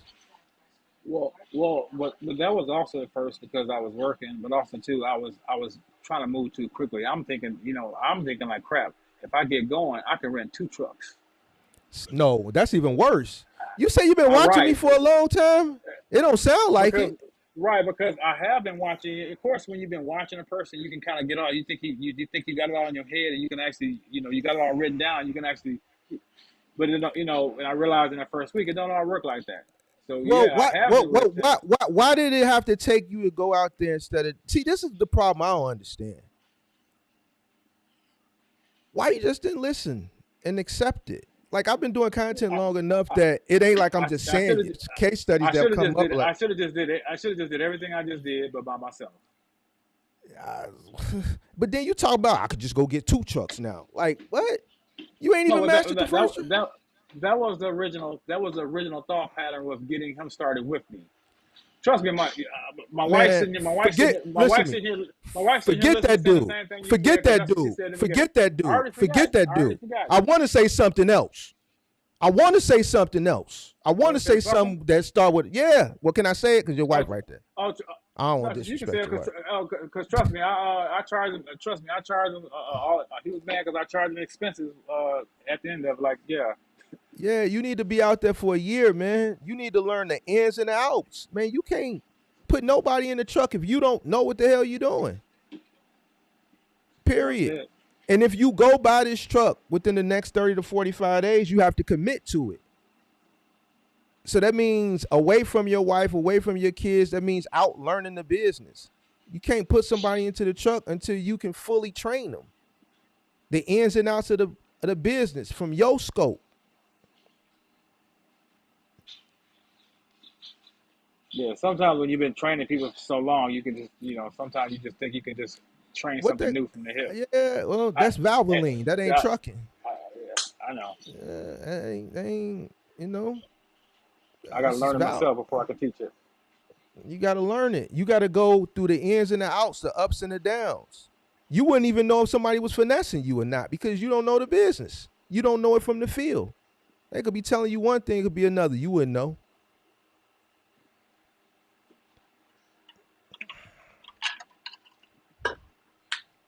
A year. You need a year. A year will get you enough to at least not be deceived.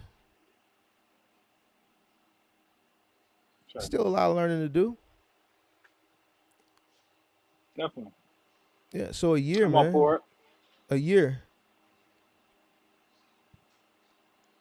Yeah, so I would run this truck at least to the end of the month. Yeah, still proactively look for a truck, but when you do go get a truck, like you got the truck, now you got to recoup.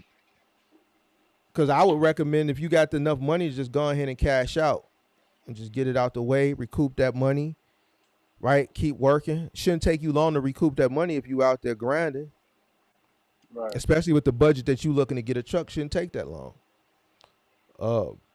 And just keep grinding for a year. And then at a year, then come back to the table and assess everything. If you've done everything right and you've mastered that first truck, then you should have plenty of money in the business account for the business to go ahead and scale at that point. But I would at least give it a year. Well, mark the date. Mark the date. I'll be back on here in a year. We'll have to do it live. Yeah, man, slow down, man. You moving too quick. You excited. And you like if you've been watching me for a year, forget just everything I said. Look at all the stories that people have come up and told their stories similar to yours. Yeah. It's people that's done came up with a lot of money, a little money. Think about the people that's done came up with a shit ton of money. We've had people that come up with 6 figures and failed.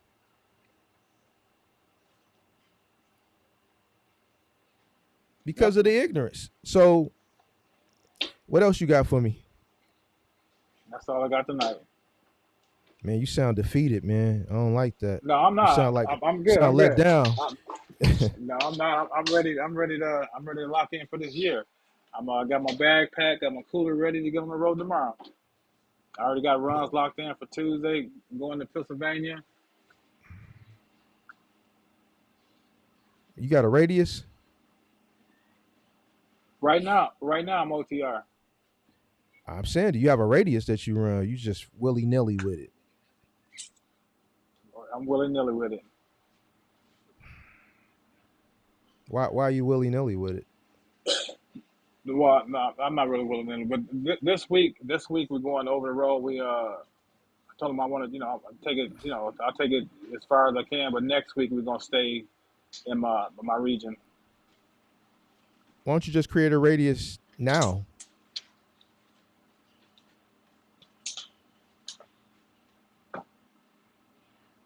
We have one created,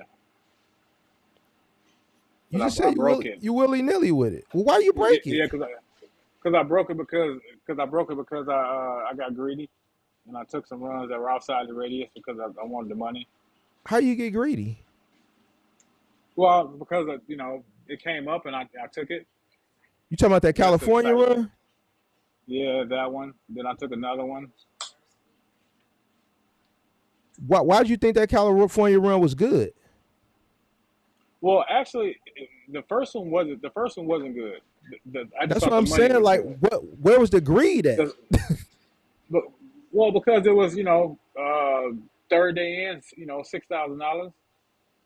But what about the cost that's associated with that from where you was coming from, the rental, the fuel, the insurance, like everything? You got another person with you. It's two people that's eating. Right, Where was? you done scolded me for that already. That was the first week. That's No, I why the didn't. second that's why the second one when took the second one, I was much smarter. That's why I was like, you know what? No, in order to do this, I need X amount of dollars because I knew what my cost per mile was. I knew exactly what I needed to make money. So from that point, every run I was taking, like it was over the road, but it was systematic. I took a run. I took the Nevada run. Then I took the little run from Nevada to California to pick up the run in California. Then I took the run from California to Texas. I got to You spend a little time with my mom, right? But each run was worth the money, and actually we made money. see, I know what your issue is. I just figured it out. You a smart guy in what you do, and you think the smartness that you got in corporate America is going to translate over immediately to trucking. Not And immediately. well, that's where your stubbornness came in at. And you learning now the hard way that language over there is not translating over to this. Yeah. So I think you should get a radius. Because even what you think is greedy ain't greedy. What do you mean? That means like what you did to me, that wasn't enough to be considered greedy. I wouldn't have did that. Right. I wouldn't have went all the way over there for that. Because then what'd you get coming back?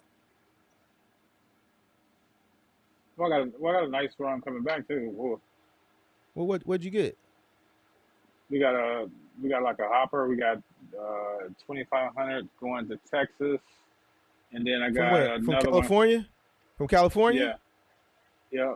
And And then it's two. Hold on. Stop. no, it was just And it's, me. It was just me. Oh, you mean the first run? you said you went from California to Texas with the trainee for $2,500. Oh, no. The first run. No, the first run. We wasn't good. Wasn't good coming home because we got to run straight back from California That's what to I'm talking about. Chicago. Yeah, that one Mm-hmm. wasn't good, and that's What was why I that? learned this. That was Hold on. $2,600, which pretty much just paid for my gas to get home.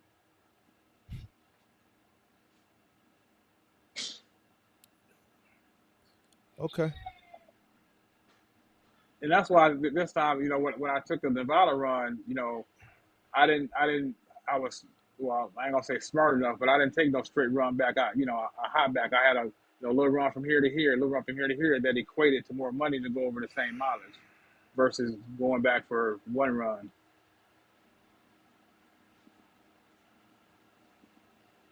Man, get you a radius, man. Stop running to the West Coast right now. You ain't. I really don't think you got no business over there. To be honest with Gotcha. you,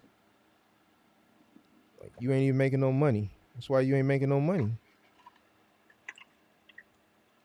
I don't even think you know your cost per mile. Your cost per mile ain't no $1.25. I just listening to you. I ain't really commenting. I'm just listening to your calls and everything. Your cost per mile ain't no $1.25. Why you think your cost per mile $1.25? Well, yeah, how much I pay for gas, my rental, my insurance, my expenses. Your cost per mile ain't no $1.25. Can't be. It's too high. It's too low.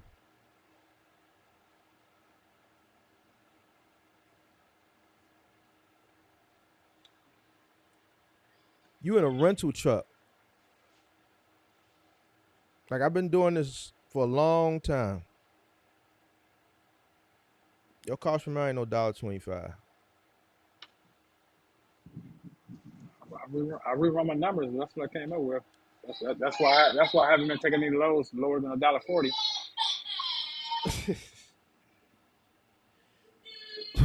Jesus Christ.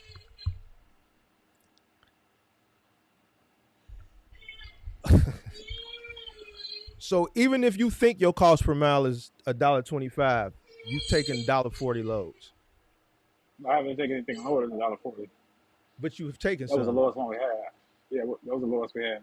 And you think your cost is $1.25. That's thinking that your cost is $1.25. Yep. Right? Yep. No. There's no way your cost per mile is $1.25. No way. And I'm telling you that without even doing your books. Just listening to you talk, there's no way it's $1.25. So that's why you not seeing nothing. That's why you saying, oh, you really operating at a loss. You don't even realize it. Your cost per mile is wrong. So if you took something at $1.40, you ran that at a loss. And that what you thought just covered your gas, it didn't even cover your gas. You operating at a loss.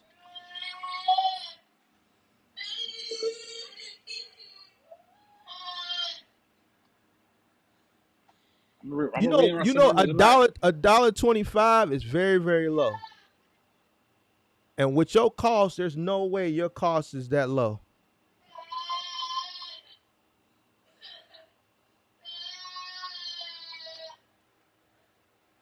Especially in a rental truck and you paying for miles and you run it like, no, bro. No, it's not. You in the red. There's no way you in the black. Are you in the red? I mean, I'm not you gotta be rolling in dough. No, I'm talking about since that's because you already got money. You already have money. What I'm saying is though, we're paying the bills. For instance, we got money. You know, we are everything that we need to pay, like the gas. I'm paying for gas. Out of the loads that we're getting. Our insurance is coming up. We have, we got money. Right, what are you accounting for your variables? As far as like your variables, like your variables ain't no as far as it's just what they are your variables. There's like, you mean like breakdowns, like other stuff I have to buy, like what are your variable expenses that you include into this cost per mile calculation? It's just what it is. It ain't no. It's what it is. What are you including into your CPM for variables? Actually, I haven't. All right, so my point. My point. That's it. That's all you needed to say. Since I read the vehicle. Stop. I don't need to hear no more. See, this is why that's why I'm Big Mark. I can tell you your cost per mile, and I listened to you talk, and I said your cost per mile. See how cool I said? Nah, your cost per mile is $1.25. Then I said, all right, what's your variables? I haven't. So how is your cost per mile $1.25? You haven't done no variables. So how are you telling me what your cost is when you have no account for what your variable expenses are? You just said I haven't done them. Well, because I'm including variables are like truck expenses, issues with the truck. Well, since I'm renting the truck, listen. Any breakdown issues will be on. What does breakdown got to do with it? You digging a bigger hole for yourself. Y'all just like making me look real good. Why y'all like? what does breakdowns got to do with your variables? You renting a truck. Remember, y'all say y'all don't have to pay for the maintenance, but that don't got nothing to do with your variables. That I asked you what your variables were.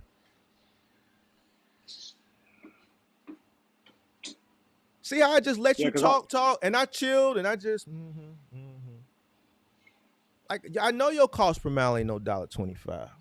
I know I got a range of what your cost per mile is. It ain't no $1.25. You think about $1.40? Hell no. So what other variables would you be including besides? What you mean? You haven't told me any variables. I asked you what are your variables that you included into your cost per mile. You said I haven't done none. That's all I needed to know. So everything listen to me. Everything that you said prior to that is null and void at this point.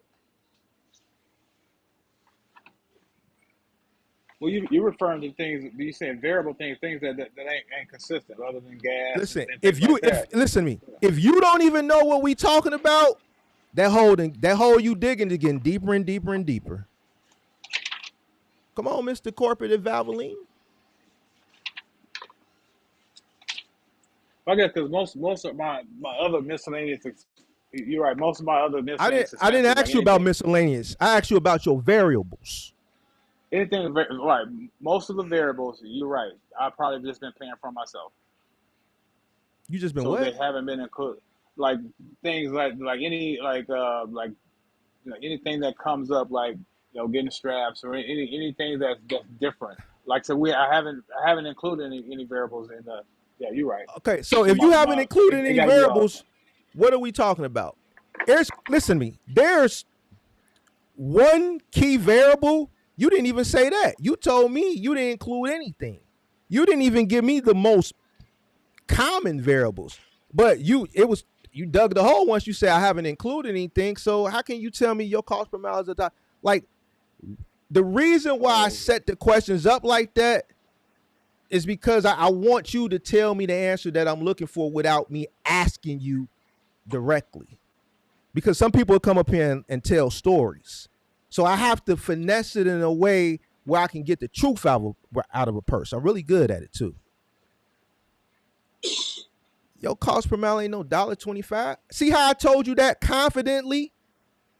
Because I've been doing this shit a long time.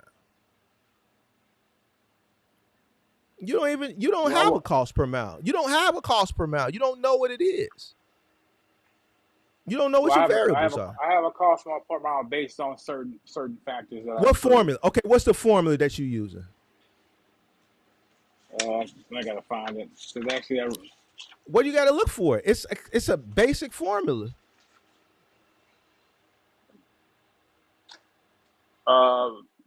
Expenses. Crap. I'm having a brain fart. No. Nope. Yeah, I did right. Nope. Whatever it is, it's wrong. You know why? Because if you can't remember something as simple as X over Y, or like it. Yeah, I had it in an acronym. I'm just coming up with an acronym. Right.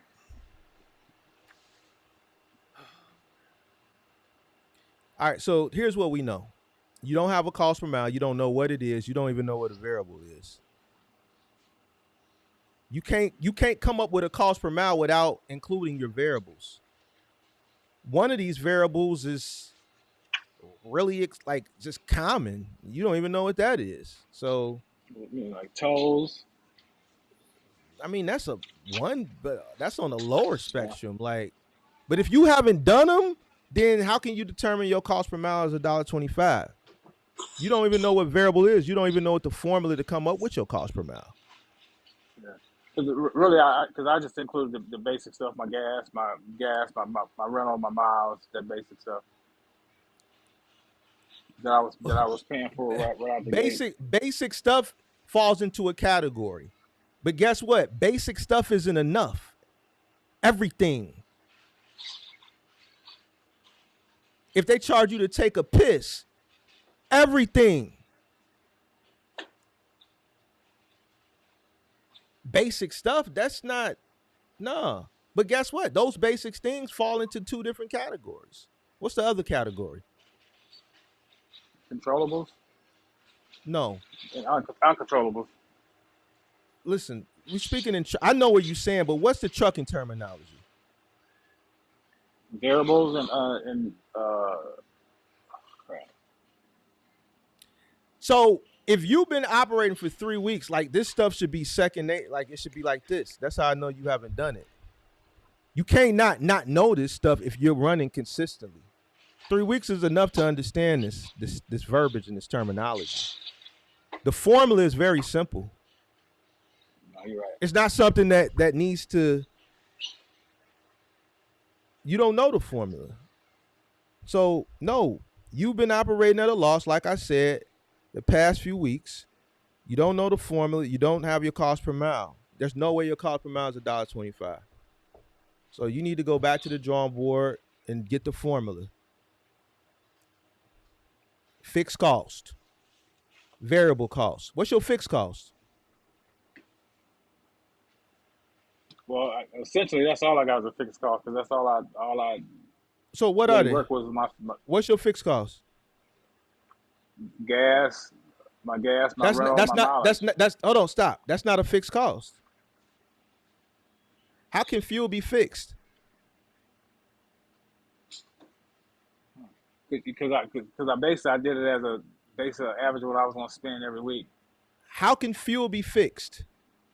Let me ask you this. The miles are different. Okay, so how is that a fixed cost? It's not. But you just said it was. So you dig in a bigger hole. Now we get into the root of the issue. But you the guy who wanted to put a drive out there. You can't even tell me what it's costing you to operate. So how can you even determine what you should be paying somebody? So what's your fixed cost? See, now you making me, I didn't want to go there because I got to, like, I'm chill. I just came on here to kick it, maybe answer some. But see, now I got to put my hat on, my professor hat on, man. Why are you going to make me do this? What's your fixed cost, man? My insurance and my weekly rental.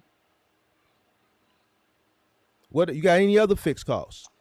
I got my low board payments, post office box, any subscriptions, all that jazz. Now, be honest. Have you included all that? Did you include that into your CPM? No, you didn't. I didn't. No. Okay. Where you parked the truck at? I parked the truck out back, up here. At home? Here at home? Yeah. All right. So now let's go over the variables. Variables. We can talk about the tow, gas, mileage.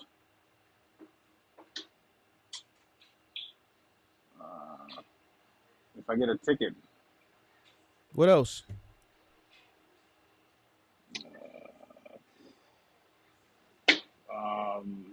Anything I got to buy on the road.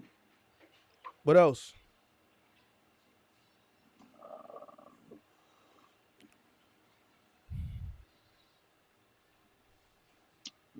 I got to worry about How you get your money? How you get your money? How you get your money? Factoring.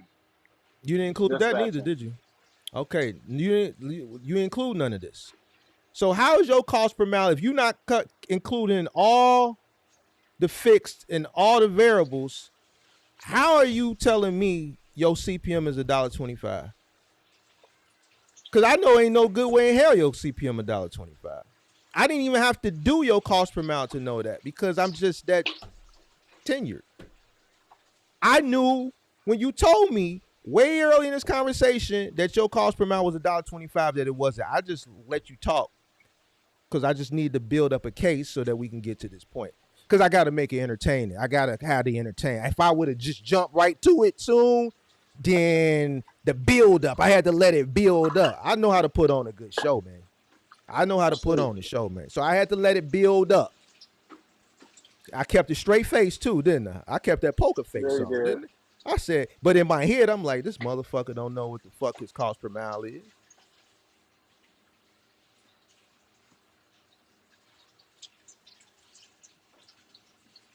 Back to the drawing board. Oh yeah. You been watching me how long? You must have been paying attention. You was a C student in school? I got by. See, getting by ain't good enough, pimp. Nah, that ain't. It ain't good enough. Come on, man. You got too much grade and too. I expect this out of a YN. I don't expect this out of a OG. You ain't an OG in trucking. You an OG in life. Come on, man. Come on. So now what we finna do now, man? Man, you done let me down. You done upset me. Well, we finna go back to the drawing board and You done, because keeping it real. My wife already working on all the everything that we done spent, putting it all into QuickBooks so we can figure out. So I'm already getting the idea of that it's off. But I had to be honest with you. You asked me, I wasn't gonna bullshit you. I was gonna tell you what it was, and that's why I've been operating off of. look, so this is what you do. Cost, fixed cost, variable cost.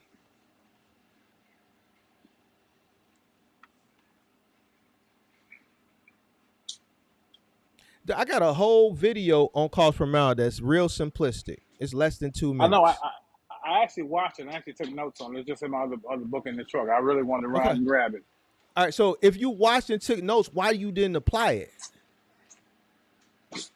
I did. I just didn't apply it fully. I did the quick version. The quick version. I didn't do a quick version. Because essentially what I did was I figured out what it would cost me to run the truck, not run the business. What? You didn't do it. No. That what you did wasn't even essentially to run the truck. Because you didn't do it. That what you said didn't make no sense. Because that's not what you did to essentially run the business. Because the numbers I broke, the numbers I figured out were to figure out like how much would if I want to run a truck X amount of miles, gas would be about this. The truck rental was X amount of broken down like this is how much we would need to cover these expenses, not all the expenses. You've been running. What's today's date? You a week away from a month. So you've been running 3 weeks. So you have data, but you're guessing. Yeah.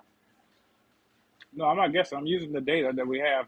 What I'm saying is when we had this, when you asked me, I was using I gave you the number that I had been operating off of. However, looking at the numbers my wife is putting out, I'm seeing some different numbers and knowing I need to fix it. But when you asked me, I had to give you what I had been operating off of. But you weren't operating off those numbers because those aren't your numbers. And what you considered yourself operating off didn't even include all the variable and fixed expenses. You're right. So you weren't operating off nothing. You just out there doing something. You just out there doing Pretty something. much. Yeah. Come on, man. Come on. You can't we not gonna dress this shit up. Nah, man, I don't expect that. I don't expect that out of no OG. Man, you making us look bad. Come on now. Damn, man. Shit. You tweaking. Damn, man.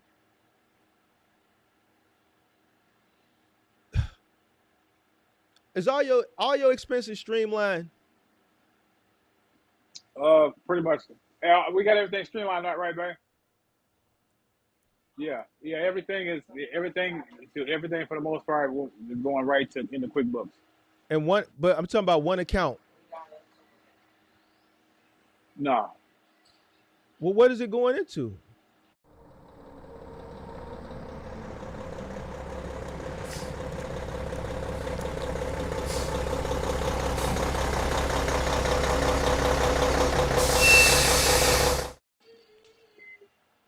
Yeah, everything is going into our business. So everything goes into our business account. So And all then the with revenue comes into this one account, yep. and then all your expenses, anything you spend comes out of that one account, and y'all got multitude of different accounts.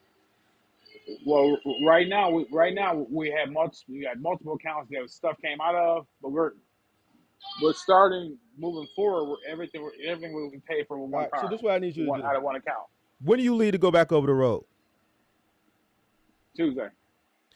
So tomorrow you need to pull all your statements, and you need to do your cost per mile.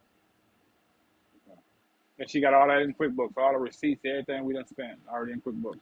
Well, if you got it all in QuickBooks, why you ain't did your cost per mile? QuickBooks ain't gonna give you a cost per mile, man. No, she not. But what I'm I, saying I, is, she literally just listen, finished getting all that stuff put in it today. don't matter how I started off. You have to do this. You picking loads. You telling me you don't like, how are you determining which load to take if you don't know what it's costing you to operate? Yeah, you're right. I was just doing based off gas. You telling me right, gas. So you telling, and you in a rental truck. Gas mileage and rental. Yeah. You picking loads at $1.40 a mile, like your cost per mile 90 cents.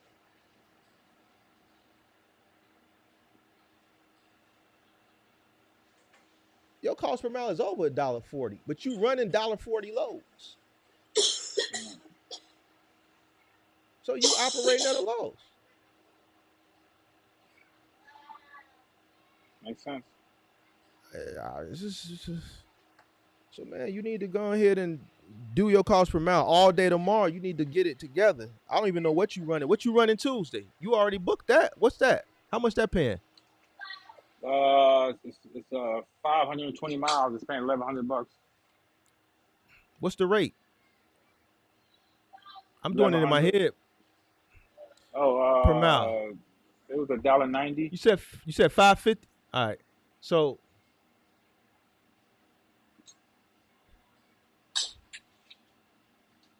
tomorrow you need to do your cost per mile, man. All day. You need to get up in the morning and pull out all your statements and do it. You know the formula, right? Fixed cost by variable cost. Nope. What's the formula? I don't know the formula because I don't have it in front of me. It's an easy formula, so because that means you never did it. Cost divided by what? Cost divided by expenses. How is cost divided by expenses if the cost is the expense? You never did it. You can't tell me you even, whatever you said you did, you never did that. Whatever it is that you said you did, you never did that. And if whatever that was, it wasn't right. Cost divided by what? I can't think of it off the top of my head. Man, god damn. You tweaking. No, cost off. Y'all killing me with this. Cost divided by what? Revenue. Cost divided by revenue?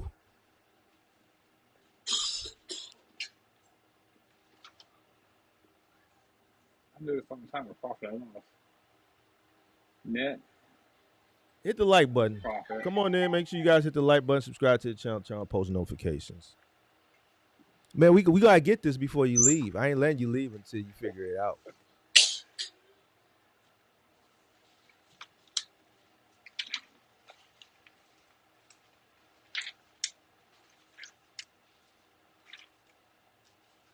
Maybe go to the car.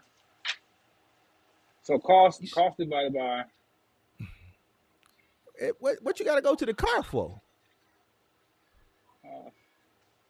No, X divided by Y. X divided by Y equals Z. What does X represent? Cost. What does Y represent? Your net. How do you divide cost by net? How is that going to give you your cost per mile? Cost per mile. Oh shit! Cost. I'm tripping. Cost divided by your miles. By your miles, what?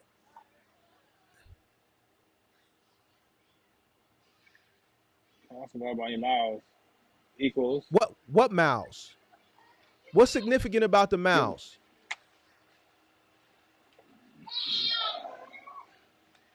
the miles per. What is it? The mile per week. Miles driven.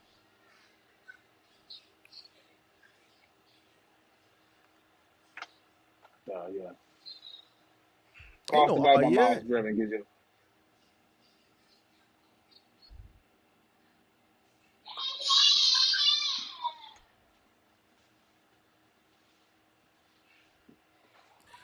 Hey, I mean, that I actually, but seriously, I couldn't remember. But that's how I came up with the $1.25. you I you a figured out how much goddamn my lie. cost was. You a motherfucking lie. Yeah. Now, see, I was being nice to you. I can't be nice to you anymore. You a goddamn lie. Cause you know why? Mark, You already said I, ain't no I, mark. Ain't no I just mark. I just added up the wrong. I added up the wrong cost. I You didn't didn't add up add all up my stuff. But nothing. literally, That I added up means my you gas, didn't do my it. rental. That ain't I got shit to know do I didn't with do it it. all. So don't make excuses. No. And you know what I don't like about you? Then, You're making you know what? You're right. excuses. What you talking about? You just didn't do it all. That means it's not right. So that means that's not your Right. cost per mile. I know it wasn't right. I know it wasn't right now. But I'm telling you how I came up with the number. I came up with the number by adding up those particular things, dividing by how many miles, and I came up with that So number. this is what I want you to do. I want to know your fixed cost per mile. I want to know your variable cost per mile, and I want to know your total cost per mile. The hell you talking about? Cost divided by revenue. The hell?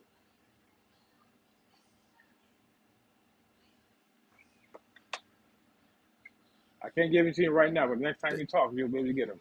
Man, you ain't calling back no more. You ain't gonna What? never call back. You gonna call. You gonna be watching from the shadows. You ain't calling back. I ain't gonna never Right. see you no more. Dude, I ain't gonna never I'll see be you no talking more. to you like two. I'll be talking to you like Tuesday night on the way to Pennsylvania. How you gonna be talking to me the Tuesday night? Who says I'm gonna be streaming Tuesday night? I'm just saying, whatever night you gonna be streaming, You you'll be ain't in my talking to me. Discord. You ain't in my Discord. Because if you was in my Discord, you wouldn't be up here sounding like this. Talking about cost divided by revenue. God damn it, cost per mile. You talking about cost divided by net. Talk about my cost per mile is $1.25. And you renting a truck, paying for miles, all this goofy stuff. Ain't no way in hell. I got guys that's riding around in 04s. They cost per mile is that. So how your cost per mile that? That's it. I got guys riding around in paid off equipment that's recouped.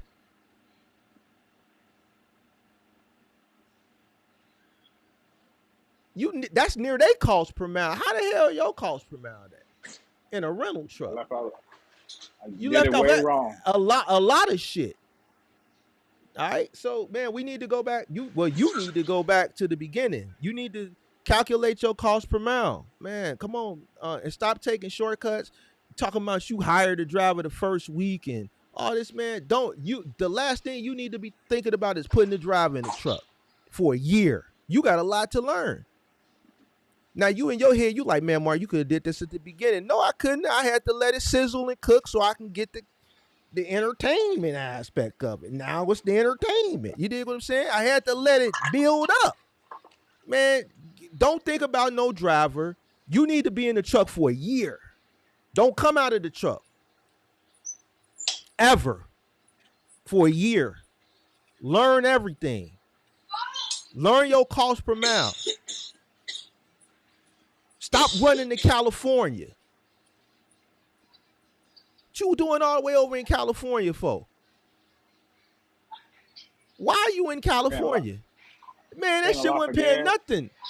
Paying a lot for gas, taking a loss, looking at a number, $4,000. This is so much money. Yeah, okay. hit the road and see how much it costs you to get there and get back. You took a loss coming back. Them little pennies that you might have made on the way there, you lost that on the comeback.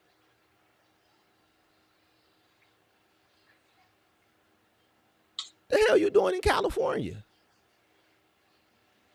Not no more. You should have never been there in the first place. How you leaving Milwaukee on the new in California? You in Milwaukee. You in Chicago, Indianapolis, Michigan, Wisconsin, Minnesota. Like, why are you way over there somewhere? What are you doing over there? What's over there? Talking about some, man, it was just greedy. And remember when that was the first thing you said? I'm saying, how was that greedy? Because when you said it, I knew you did it at a loss. I know people in the audience was like, they wasn't following because I know when people following, when the chat rate is really going, the chat rate stopped because people was trying to wait. What is Mark talking about? He ain't took a L yet, so he got something up his sleeve. See, I was already calculating. I told you I was lazy, and man, I don't feel like calculating. I was calculating like a motherfucker. My brain was computing. Like Cameron, I get computers puting. I was puting. I was puting in my head, and I was acting like I wasn't. I said, nah, you wasn't no great. Yeah, pimp. You upside down right now. You got to start over from the beginning. So this is what I want you to do. This is what I want you to do. I'm finna tell you what I want you to do, and then I'm gonna let you go on because I know right now you like, damn, this man done came up here and fucked me up. This is what I need you to do. Go to your car, because since everything is in your car.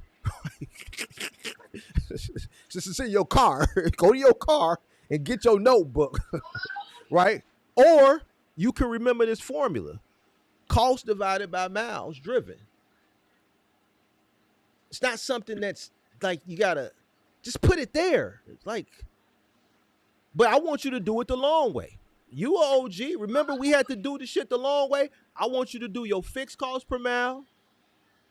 So fixed cost divided by miles driven, right? Then I want you to do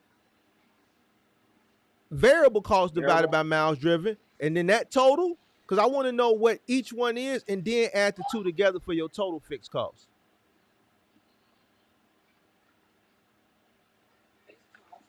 Okay. I want you to do it the long way. Out here making, tweaking. What's wrong with you, man? And you supposed to be a player. What else you got for me, big dog? What else you got? Because I know you ain't got no more. You probably upset. Wifey in the background, like I told you. I told you. She in the background, like I told you. On my life. On my life.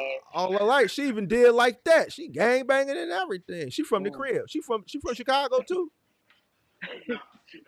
She ain't from Chicago? Okay. On her life. She put it on her life. See what I'm saying? Yeah. Ooh, you go. All right, man. I guess you probably want to. Huh? Oh, man, you already know how I'm going to give it up to you. You know how I'm going to give it up to you. Anything else you got for me now?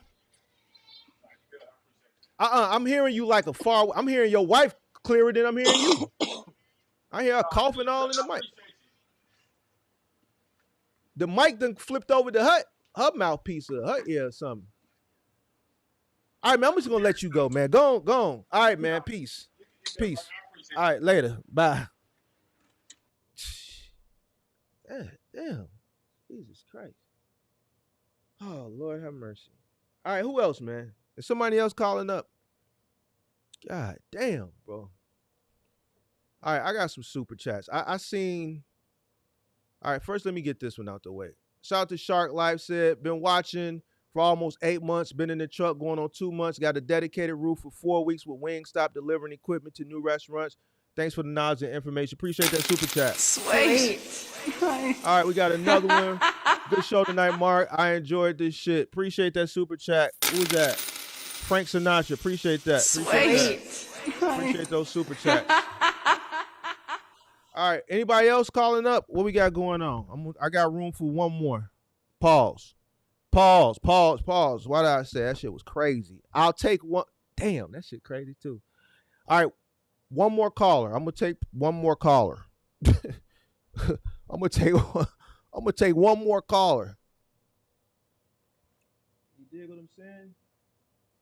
Man, got me tweaking around this. I'm tweaking. All right. Jesus Christ, bro. Y'all thought I was just just listening to him tweaking. The chat wasn't moving. I was just letting it bubble. I was gonna give y'all a good show. I just had to let it bubble up for a minute. I was computing the whole time, telling him, I ain't puting. Yeah, tweaking, just somber, and then boom. I went there. I just had to let it build up. That's all. I had to let it build up. Sometimes you just gotta let it build up. That's all.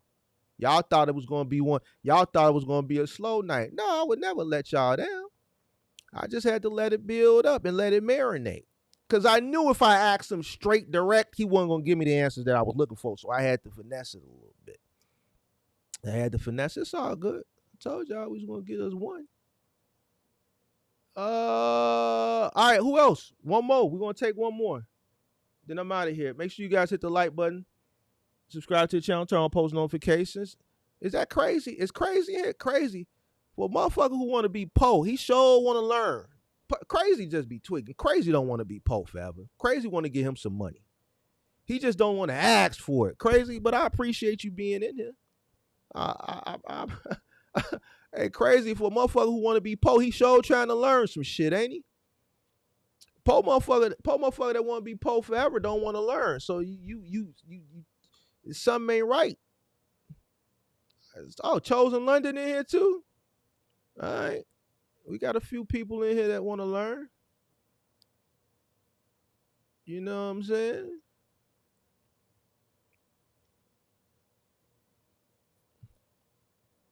Yeah. Bro said, bro, how you got 45K and only 102 people watching? He clearly don't know how YouTube works. Dude, it's people out here with 1 million subscribers and don't even have 100 people. It's a guy in my space right now that has twice the amount of, no shade.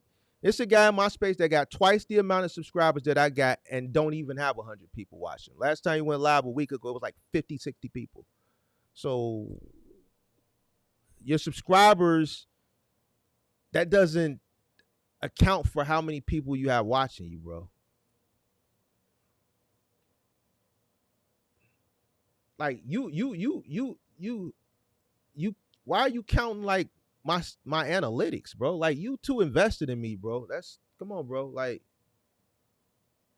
second of all, a lot of those people, man, I explained enough to you, boy. Ain't nobody thinking about you, boy. You want to be po the rest of your life. Why am I entertaining you?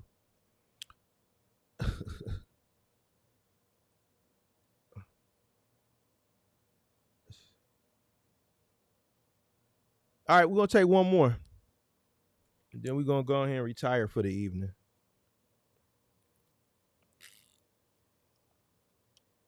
You said Unc stressed me out? Man, he didn't stress me out. He just was, man, you could tell he like one of them guys that probably got like a lot of knowledge on his job and he think that shit going to just translate over to this, and it's just not. And he one of them type of people you could tell you can't tell him nothing. He got to learn the hard way. So, and you know what's funny? I just had this conversation in the Discord. I don't know, was it earlier today or maybe 2 or 3 days ago? We were talking in the Discord, and we were just talking about this same thing. A lot of people say, man, they've been watching, but they go do the opposite. And then they be like, everything I told them, it's like instead of listening and doing shit the right way, they go listen to me, go do the opposite, and then have to say, damn, he was right. I don't understand. Like, it'd be different if I was on the new. But you got case studies of people like him that have come up that are live case studies that are the proof. But yet and still, people got to learn the hard way. I don't understand, bro. This shit crazy to me.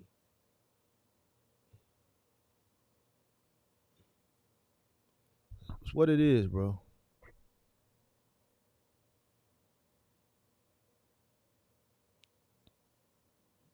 We got one more. We got one more that's gonna come up. I'm gonna give it 5 minutes and then we're gonna go ahead and skedaddle. See if we can get one more. We had what, 3 or 4 so far, back to back. Because I probably won't do another one for about to September. So this will be the last call-in show for the month of April. I mean, a month of August.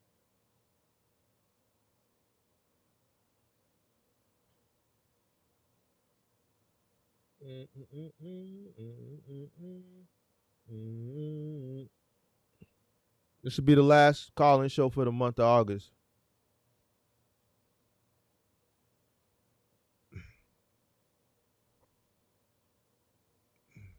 One more. We're going to take one more. One more. I'm going to give it, what time is it? I'm going to give it a few more minutes.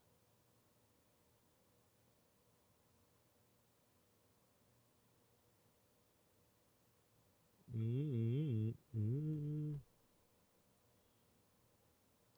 going to take one more. Shout out to all the MGM members.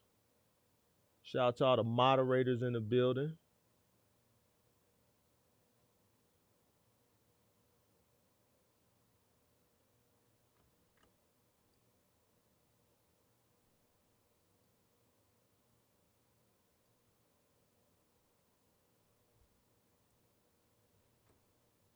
Yeah, we're going to take one more. You said they scared? I don't think they scared. Shit. I mean, here's the thing.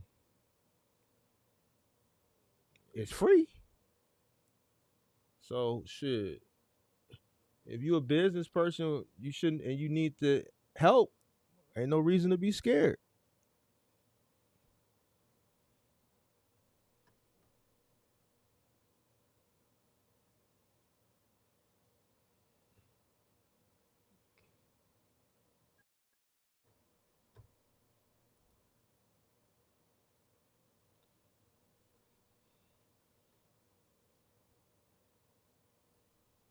Yo, what up? Hold on. Yo, what up? Hey, can you hear me? Loud and clear. Doing on because I'm a DoorDash driver. I do like DoorDash and Amazon and stuff, and about 5,000 per month gross. And I've been looking into like doing the cargo van, and I'm not sure if it will be a good move. Like if I'm gonna make enough money to where it's worth all the extra expenses. What do you Sorry, want I'm to a do with little the cargo nervous van? calling in. You don't got to be nervous. What do you want to do with the cargo van?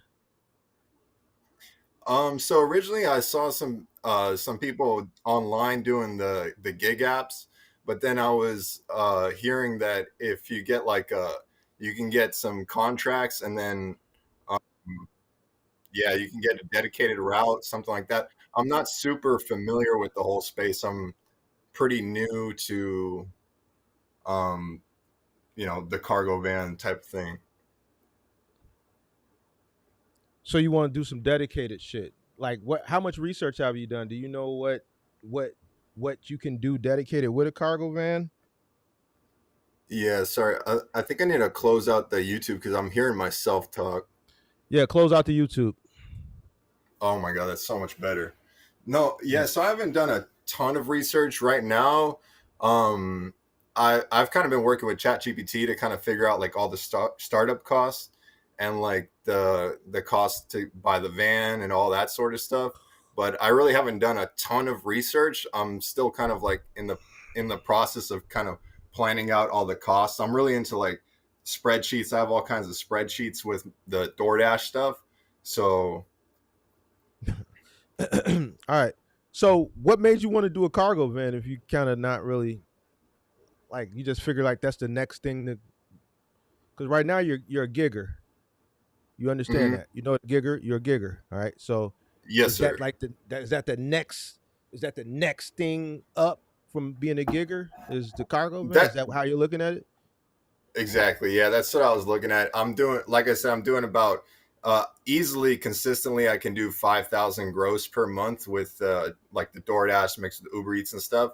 So I was thinking if I can gross, close, let's say 8,000 to 10,000 per month with the cargo van, that would be an improvement, and then just kind of work my way from there. I can definitely pay cash for a cargo van. I was looking at like a 2008. Go ahead. 2008 what? Savannah or like Express? an E250. E250. Okay. Where do you live? What market are you in? I'm in San Diego. Okay. So if you and you would want to do dedicated. So if you go that route, then yeah, I would start researching 3PLs out there that have opportunities for dedicated cargo van routes. So whether it's medical supplies or like packages, office supplies, things of that nature, I would look into that. And then obviously you can still do the gig thing on the side. Maybe not in the capacity of food.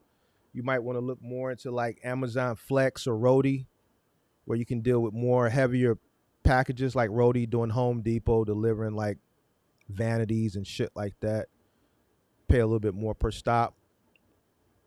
Supplement it like that. So still do gigs to supplement, but you're going to come from something that's food-based, which pays less, to something that's more, that pays a higher price because you're delivering like bigger items, like shit from home. I got you. Shit like that. What do you think is the upside potential just for a single owner operator with a cargo van like an E250?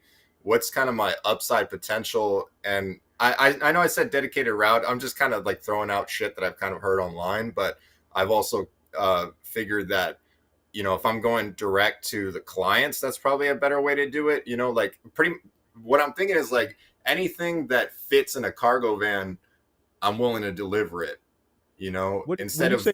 When you say direct to the clients, I just want to know what's your thoughts of what direct to the client consists of. For me, I would be thinking it either B2B or B2C. So if, like sometimes I deliver to wealthy people, and I could imagine that they might need something like a couch moved or whatever, or they need something picked up same day from Home Depot. Developing clients like that. Go ahead. B2C in this industry, it can be done, but it's scarce. So like you can put an ad on Craigslist, but now with apps, now with apps, the retailers are promoting delivery at POP to the consumer. So they're just doing it shit right then and there at POP. Right? So POP is what, sorry? Point of purchase. So got it. So it's going to be more B2B than B2C. Right. So would that be basically just calling, knocking on doors, letting people know like, hey, if you need anything delivered, I have a cargo van? No. So retail delivery is pretty much monopolized by 3PLs and gig apps now. Like back in my early days, you can put an ad, like IKEA runs were really popular back in the early 2010s. We did a lot of, but there was no TaskRabbit, there was no Thumbtack, there was none of that shit. So, like I used to do a lot of IKEA runs straight B2C. Now IKEA works with Dolly. So at the point of purchase, they're offering what doesn't get delivered by the 3PL is getting delivered by a gig app because it's being promoted to the customer at the register. We now work with Dolly, or we now work with. I was in a grocery store and they were promoting DoorDash for the flower department in the grocery store. Right. So the advertising is there. So what's the difference from a person paying you like that time where they're buying the item, leaving in the store, and then going to Craigslist? Like, I don't want to say those days are over. You probably can catch some far and few between, but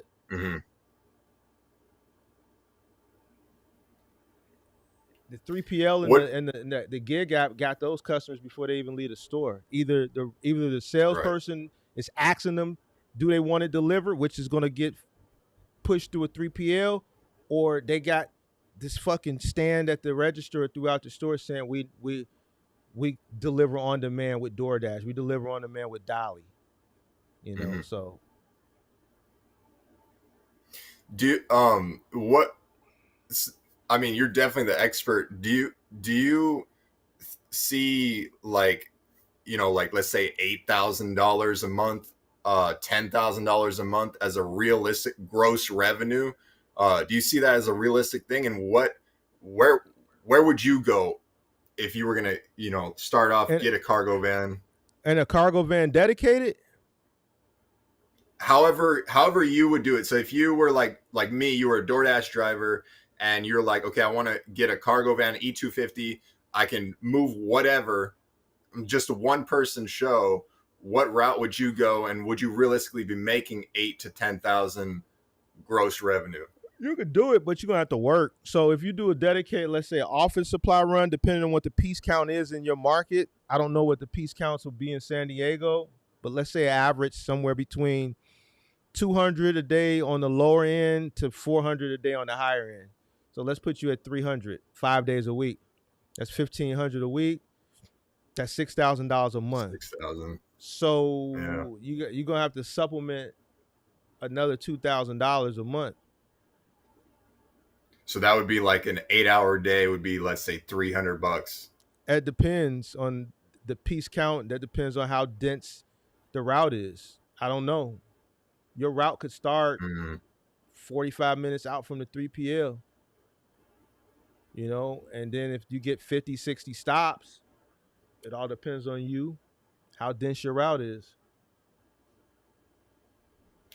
So going from what I'm doing now, there's not a lot of upside in the cargo van. Is that kind of what I'm hearing? If there is, but you've set a target number, which is $8,000. So office supplies, the only way you're gonna get 8,000 a month doing like something dedicated in office supplies, you gotta be getting like 200 pieces a day at $2 a piece. You're talking, and so you're saying like a bunch of stops? Talking about pieces, because you're gonna get paid by the piece, and I don't think you're gonna get that type of piece count in San Diego. That's a Chicago piece count. That's a New York piece count. I don't think you're gonna get 200 pieces in San Diego. I could be wrong, but you know what I'm saying. I don't think it's likely in that market. I could be wrong, but that's gonna get you at about 400 on average a day. Is there a better route in the delivery space to because I'm trying to, you know, increase my revenue. I've been stuck at like $30 an hour gross, and it's just like, you know, what, gigging? I mean, it's probably gonna get lower than that eventually. Well, I don't mind leaving gigging. Like, that's totally fine. I'm just trying to figure out what's the step up from what I'm doing right now. You can do the cargo van thing, but you're gonna have to supplement it. You're gonna, if you want 8,000, you're gonna have to do dedicated, and then you're gonna have to supplement it with some gig stuff. You're gonna have to get the roadies. You're gonna have to probably do the carries. You're gonna have to increase your revenue, like Uber Eats and DoorDash and shit like that. That ain't gonna cut it with a cargo van. You're gonna have to get some bigger, heavier shit. Right. You know, and you want to stay local, or you're gonna have to go on Thumbtack and start taking smaller little deliveries where you're getting those consumer direct jobs where now you can charge $100 to go pick this up. So you're gonna have to build that out. You know, so lead generation, you know, posting on classifieds, things of that nature. Okay. So do you think that's a worthwhile endeavor to pursue? Or, I mean, we're talking about, let's say, $6,000 for the van, $1,000 for the additional startup costs and equipment, things like that. You would say that the upside is there? Sorry to put you to sleep. No, I didn't put it. It's just late, bro. I'm. No, it's not true. I'm gonna be yawning regardless.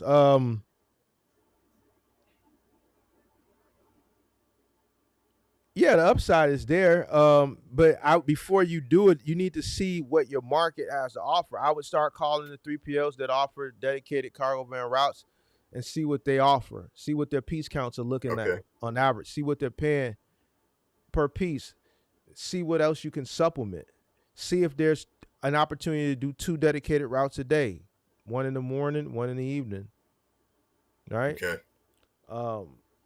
And then, once you figure out what the dedicated shit has to offer, then you can determine now how much you need to supplement and which direction you could go in. If you're going to supplement, you're going to have to do a combination of a few things. You're going to have to deal with the apps, and you're going to have to figure out some business, some consumer direct shit that you can do, whether it's, doing small one-man moving jobs, picking up a table here, taking it there, picking up some boxes here, taking them over there. Maybe doing small dorm moves in your cargo van, shit that you could do with just one man. Now Okay. that's gonna fluctuate because like a lot of those consumer jobs where you're doing like those small little errand moving jobs, that's seasonal. That's gonna slow down tremendously. Well, you're in San Diego, so I don't know if it's a all year thing, but for the most part, it'll slow down probably end of September, beginning of October. But then you can pick up the roadies, the carries, the freights, anything that you can sign up with a cargo van and get some type of local gig work directly, picking up shit from like Home Depot, Lowe's. I mean, and you can still do the Uber shit. So I mean, you can keep all the apps running, and if you're picking up food and a kitchen sink from Home Depot, and so be it, Just keep the revenue. Yep. Okay, so it sounds like the best course is pretty much to start with trying to find a dedicated route, then kind of work towards and also have the gig apps, and then try to work towards incorporating some direct clients, and then that's probably my best course of action. Yeah, in order to get to that 8, you want to get some premium jobs. Premium jobs are just when you're cutting out the middleman, just dealing directly with the consumer. That same consumer that, let's say, Home Depot, roadie may pay you $30 to go pick up a couple vanities. Let's say 5 or 6 vanities. They'll probably pay you like $30, 30 and some change. A customer will probably pay you $150, $175 to go do it. Right. Yeah. So, those are the jobs that will help get you to that quota a lot sooner. But you are competing against the apps though. See, and that's the thing. Right. So it's cheaper for them to do it in the store. So even with what they're paying you, the store is not charging them what you would charge them if they came to you direct. I have to figure out what I did some content for Roadie last year, so I know what they were paying, and those rates have gone down. It's really bad, yeah. Like they were and I was in a truck, and there was times where I would do 10 vanities, $40. Like I would charge a customer $200, $250 to do that. Oh yeah, I bet. So this is what you're up against. Yeah, it sounds like I have to really figure out what my angle is going to be for the customer, because otherwise there's no reason for them to go with me. Like you're saying, they could just go with the store price or whatever. Well, the store is cutting you off at the pass because they're getting presented that option right off the bat. And then a lot of that shit is not, they're not even in the store, they're online. So they can literally go to Home Depot, Lowe's.com, and some of this shit they can get delivered same day, depending on how soon or the next day. So if I'm shopping for something online and at the checkout, it's offering me same day or next day delivery, right? It's so convenient. Yeah. Right. For $9 or whatever the hell they charge, $50 or $40, whatever, it's still going to be a lot cheaper than if they bought it and said, let me go over to Craigslist and see if I can find a guy with a van. Like, if I sent you to the store to pick up, let's say I'm a contractor and I'm doing a building and I got 3 units in a building and I need 3 vanities, bathroom vanities. And I called you. How much would you charge me to go pick them up from Home Depot, all within a 10-mile radius? What would you charge me? I know you wouldn't know, but just off the top of the head, what would you charge me? Well, it depends. If you've already paid for it and then I just got to pick it up and it's within 10 miles, I could probably do it for $75. Okay, well, the app is charging them less than that. And that's cheap. $75 is cheap. I wouldn't do nothing for less than $100. It's 2025. So 75 is a good competitive price if you just want to get your name out. I'm not saying it's bad. Yeah. But even on the low end of competitive prices in today's climate, a lot of people ain't touching nothing direct for a consumer for less than $1. Yeah. But 75 is good. You're going to make decent profit. That's a very good competitive price. But that's still going to be far and few between, because if I'm a contractor and I need these 3 vanities and I go to homedepot.com and I'm a pro member and I put it in, like, they might charge me what, $40-$45 at checkout, something like that for delivery, maybe less. Yeah, it sounds like the biggest obstacle is like, why me? Why are you gonna hire me to deliver your stuff? It's not why would they hire you? They're not going to, in most cases, they're not going to get a chance to know you exist, because everywhere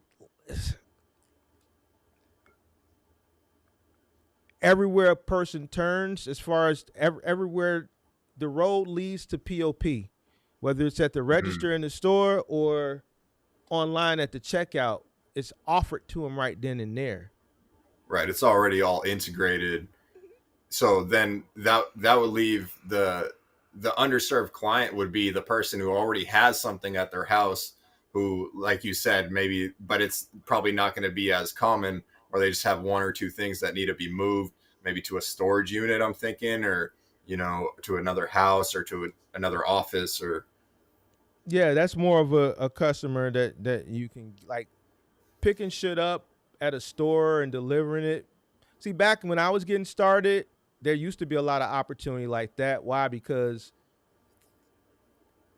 one, a lot of stores still hadn't, got to a point of doing, home delivery like some of the stores. And then some of the stores that did have it, that would do deliveries, it was like a 1-week wait time. So some people wanted it more expedited. So they would look for other options to get things more expedited. You can go into a furniture store today and they'll offer you delivery. Like, I just bought something from Home Depot and they delivered it. It was the initial delivery was for 2 days. Back in the day, it was not that turnaround wasn't that quick. So you had people that were looking for sooner options, right? And then, there were some places that just didn't offer it still yet at all. Obviously, websites, if you ordered something online, they didn't offer it at that point. The gig economy it didn't even exist yet. So, back then there was opportunity. There was a guy who's making a shit ton of money. I think he became a millionaire just doing IKEA runs, because Missouri didn't have an IKEA, so he would run up here every weekend and take orders from everybody in Missouri and just send trucks up here to pick the shit up and take it back down to Missouri and deliver it, because Missouri didn't have an IKEA. I don't know if they have one today, but I read that success story in somewhere over over a decade ago. Now IKEA works still with the 3PLs, and they also work with Dolly.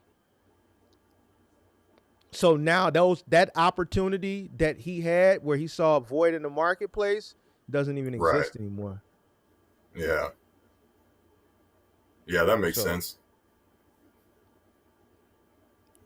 So you got to do a lot of research. You know, the gig apps, you're working with the gig apps, but stepping up to this field, they're also your competition. So I'm not saying don't do it. You can do it. The competition. I said if you step up to the cargo van and you're trying to do what you're doing as far as with the consumers direct, as far as delivery, the gig apps are your competition. Oh, absolutely, yeah. So. Okay, cool. Yeah.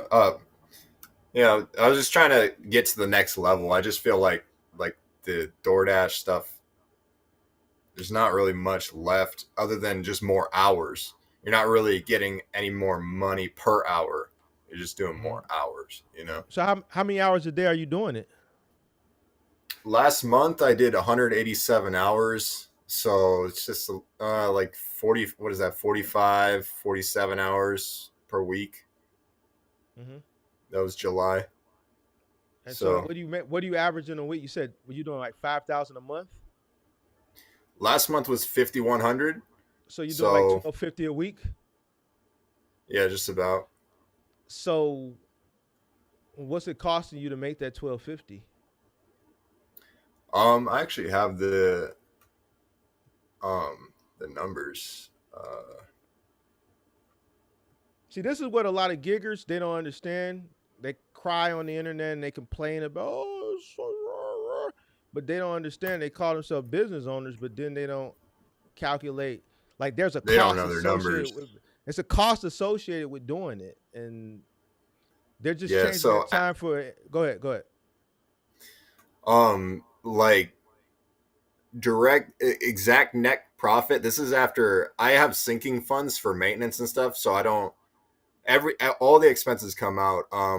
My net profit on that was $3,600 on 5,100. Net profit after everything that's paying for, you know, even maintenance that I haven't even done on the vehicle. I've already sunk money towards that, taxes, everything. 3,600 is what I took home. So what do you calculate fuel costs in there? Fuel. Yeah, fuel is it already, like, I'm paying it at the pump. So that's already taken out. I spent $250 on fuel last month. And then I sunk $400 into a savings account for maintenance in case anything does break down on the car. And then $100 for the depreciation on the vehicle. And then just a couple like apps like Gridwise or whatever. What are you paying yourself? Are you giving yourself a salary or no? I'm honestly, I'm paying out the whole 3,600 out to myself, but I don't really spend. I'm not a big spender. I'm saving a lot of money. So even though I pay it all out to myself, I'm not really spending. I just save the money. All right. Okay. Yeah, I don't know. As long as you account for your costs, that's good. Yeah, that's why I was really looking to just try to make at least one step up from where I'm at, you know. So I just figured the cargo van seemed like one step up, you know. So why don't you look into seeing if you can run dedicated routes in your car? There's opportunities that exist. No, you're right. I have done some rudimentary research on that, and I've seen like little like YouTube videos and stuff where people say like, oh, you can make like 1,700 a week, like medical courier and things like that.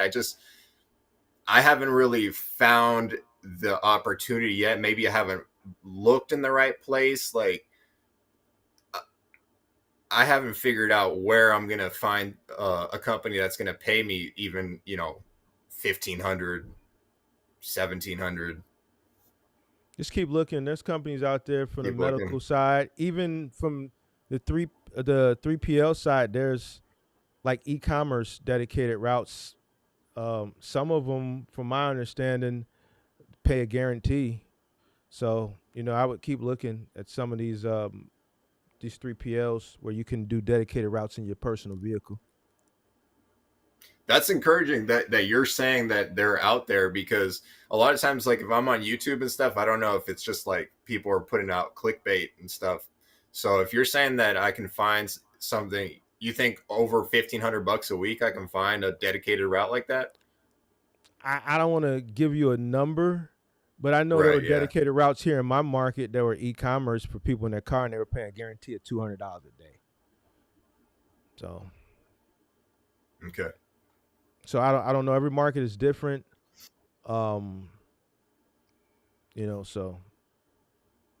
it's what I'm telling you is you may not need to buy a car to get yourself that extra 3,000. I mean, a van, you could probably get yourself up there in your car. You're just probably not looking in the right places and the right things. Okay. So, all right. Cool. That sounds good. I really appreciate your help. Thank you so much. No problem, man. Have a good day. You too. Thank you. No problem. All right, there was one more guy in the back. He literally just hung up. If you want to call back up, I'll take you because you were holding on for a little while. I think his name was Chris or something. Whoever that was in the back that was holding for a while, I'm going to take you since you were holding. You literally just hung up like 20 seconds ago. I'll take you if you call back in the next couple minutes. If not, then it is what it is.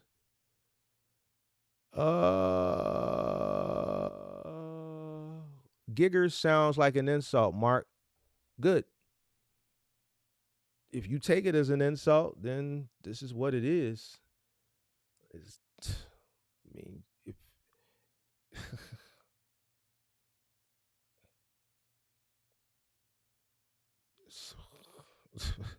just what it is, bro.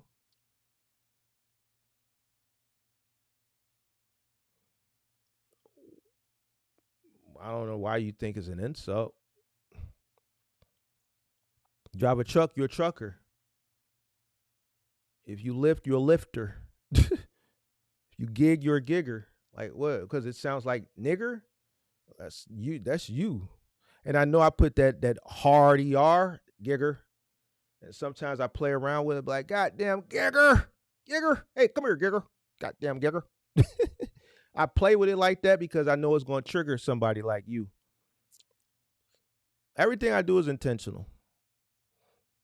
I know it's going to trigger somebody. Like, there's a guy, I ain't going to say his name, but he's a content creator. He's really mad at me. This guy over there, he calls us giggers, but I go out and make my $200 a day off the app that I hate, Dolly, and he's calling me a gigger. And I'm a nice guy. Goddamn gigger. Gigger. Goddamn gigger. Come here, gigger. Goddamn gigger. See how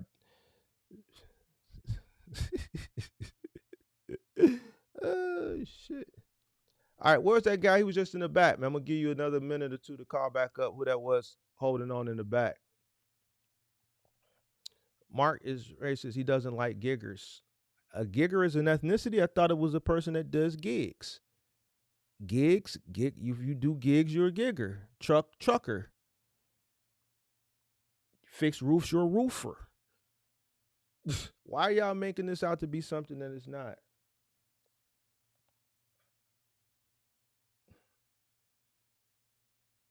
Okay, here you're a barber. You're a plumber. Well, why does gigger have to be gigger? You gig, you're a gigger.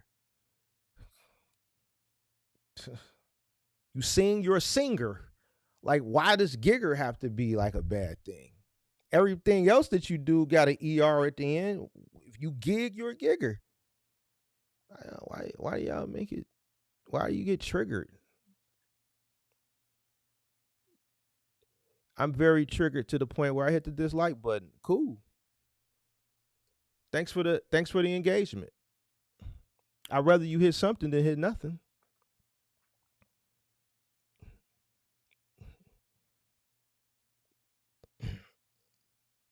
I'm waiting for who that was in the back that was holding on for a while. See if you're gonna come up.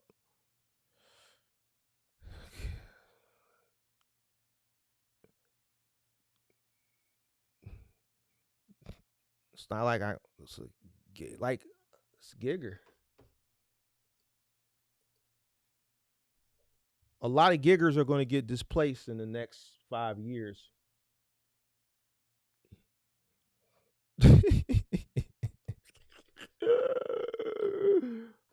Oh man, Lord have mercy.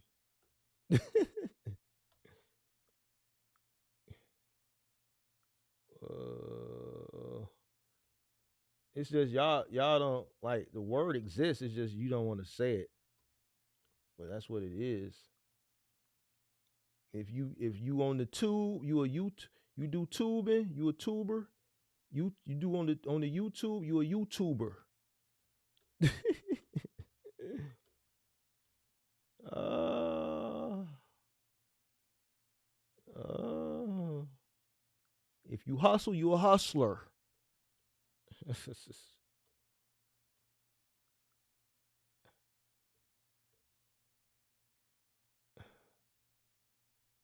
Yeah. Is Buddy calling back up or what? Man, you held on all that time, and then as soon as I got off, like 20 seconds before you hung up, I'm gonna give him like another 2 minutes, and then I'm out. If you poor, you're poorer. Man, stop it, bro. Just stop, bro. You're not cool, bro. That shit don't even got a ring to it, bro. Stop. Just stop, bro.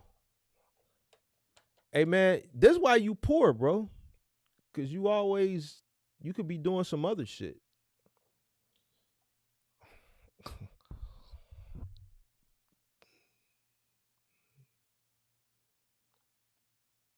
You could be doing some other shit that ain't gonna keep you poor.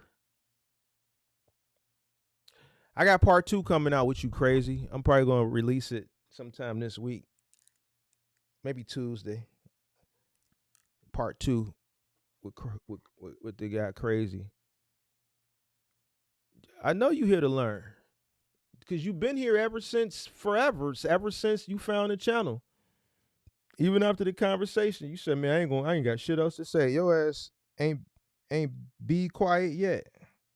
I know you here to learn. Low key, you don't want to be poor. I get it, and I don't blame you. I just don't know why you promote it. So, like, we don't want you to be poor.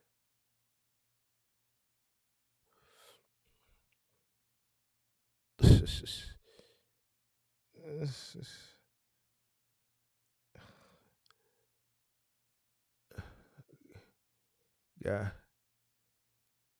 I didn't comprehend.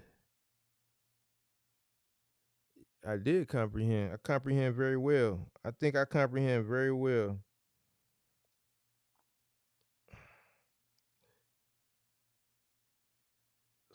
There was one person who left a comment and said that they think that was the first debate they ever seen me lose. I'm saying, well, man, I don't know how I lost to him. Everything about the conversation from his perspective was poor. How do I lose to him? But hey, you had one person that resonated with you. They think you won that debate. I don't see how. Well, 2, because Pop Sosa came in, but Pop Sosa going to agree with anything anybody say that's against me. So whether it's right or wrong. So you had 2 people. Mark, you watching The Chi still? Nope. I just started watching The Chi literally 2 nights ago. I used to watch it. I think the last season I watched was episode 4. I just started rewatching it 2 nights ago. So I'm catching up on season 4. I'm sorry. So yeah, I haven't watched it in maybe some years. So season 4 was the last season I watched. I'm trying to watch that so I can catch up on the last 3 or 4 seasons.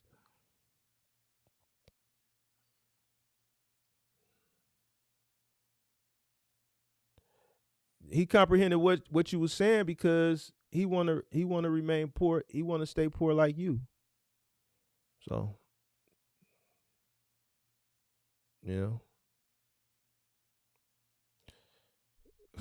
that's what you want to do, cool.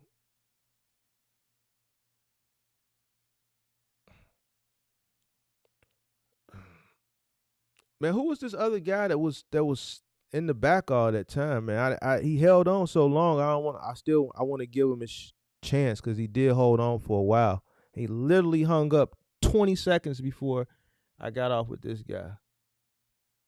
Because I'm not going to stream. I'm not probably not going to do another call-in show until maybe September. Yeah, September maybe.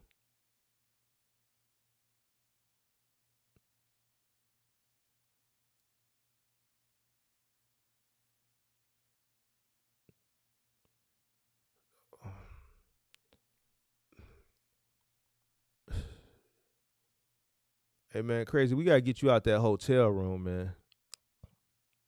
Cause man, you gotta find something else to do, pimp. That hotel room gonna drive that hotel room gonna drive you crazy, man. You gotta get you up out that thing. You dig? Gotta get you up out that hotel room. You know what I'm saying?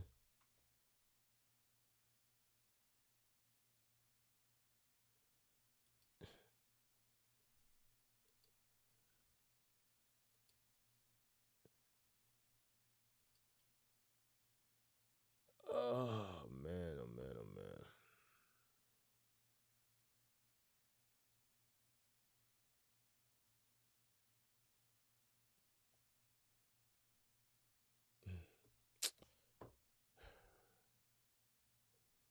Free pool, free. See, here we go with this free shit. It ain't free.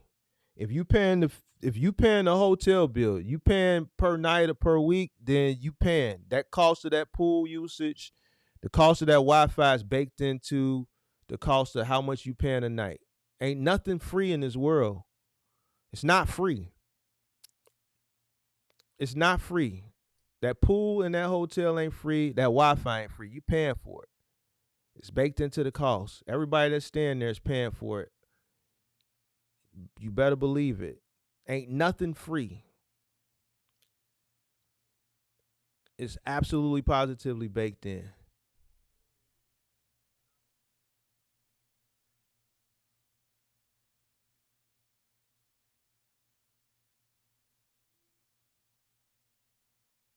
It's not in my name.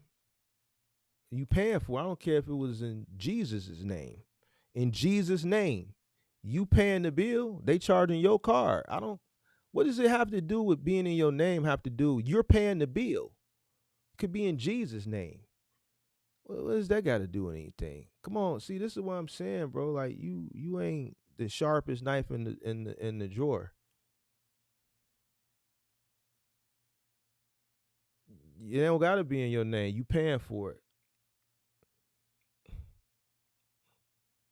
So it's what it is. All right, man. I don't got time for that foolishness. I'm gonna go ahead. Whoever that was, they clearly they checked out. They don't want to call in. Box Truck Buddha said, "How do you promote being poor?" I don't know. Ask Crazy. He does a good job at it. I ain't never seen somebody good at promoting poor. That's crazy. You know. So, time is it? 10:55. Go for me a good run in the morning. Give me a good 3 miles in. Bought me some more running shoes today. Go break them in the morning. Good little 5K real quick. You dig? A little 5K in the morning. If Jesus told a rich guy to sell his riches, wasn't he promoting being poor? Man, I'm ignoring that shit.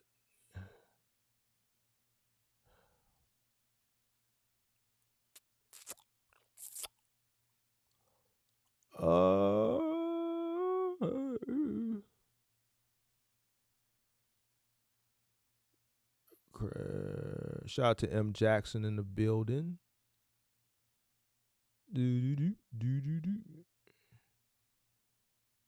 All right, man. All right, man. I guess I pissed a few people off. That's what I wanted to do anyway. Thanks for hitting the dislike button. Thanks for the guys that hit the like button. Shout out to all the giggers. Y'all gotta stop being so triggered, man. That shows signs of emotion, and in business, that's not good. Like if you care enough that your little heart feels so triggered, it's not good. It's not good because I didn't tell anybody anything wrong. This whole live stream, I didn't say nothing wrong. I didn't give anybody no bad advice. I didn't tell nobody to go jump off a bridge. But yet and still people get triggered. We living in a really soft society. Really soft. A lot of people are really soft, bro. I'm just glad I didn't grow up in this era because, man, Jesus Christ, some of y'all is just soft. Pippi Sue. How long does it go?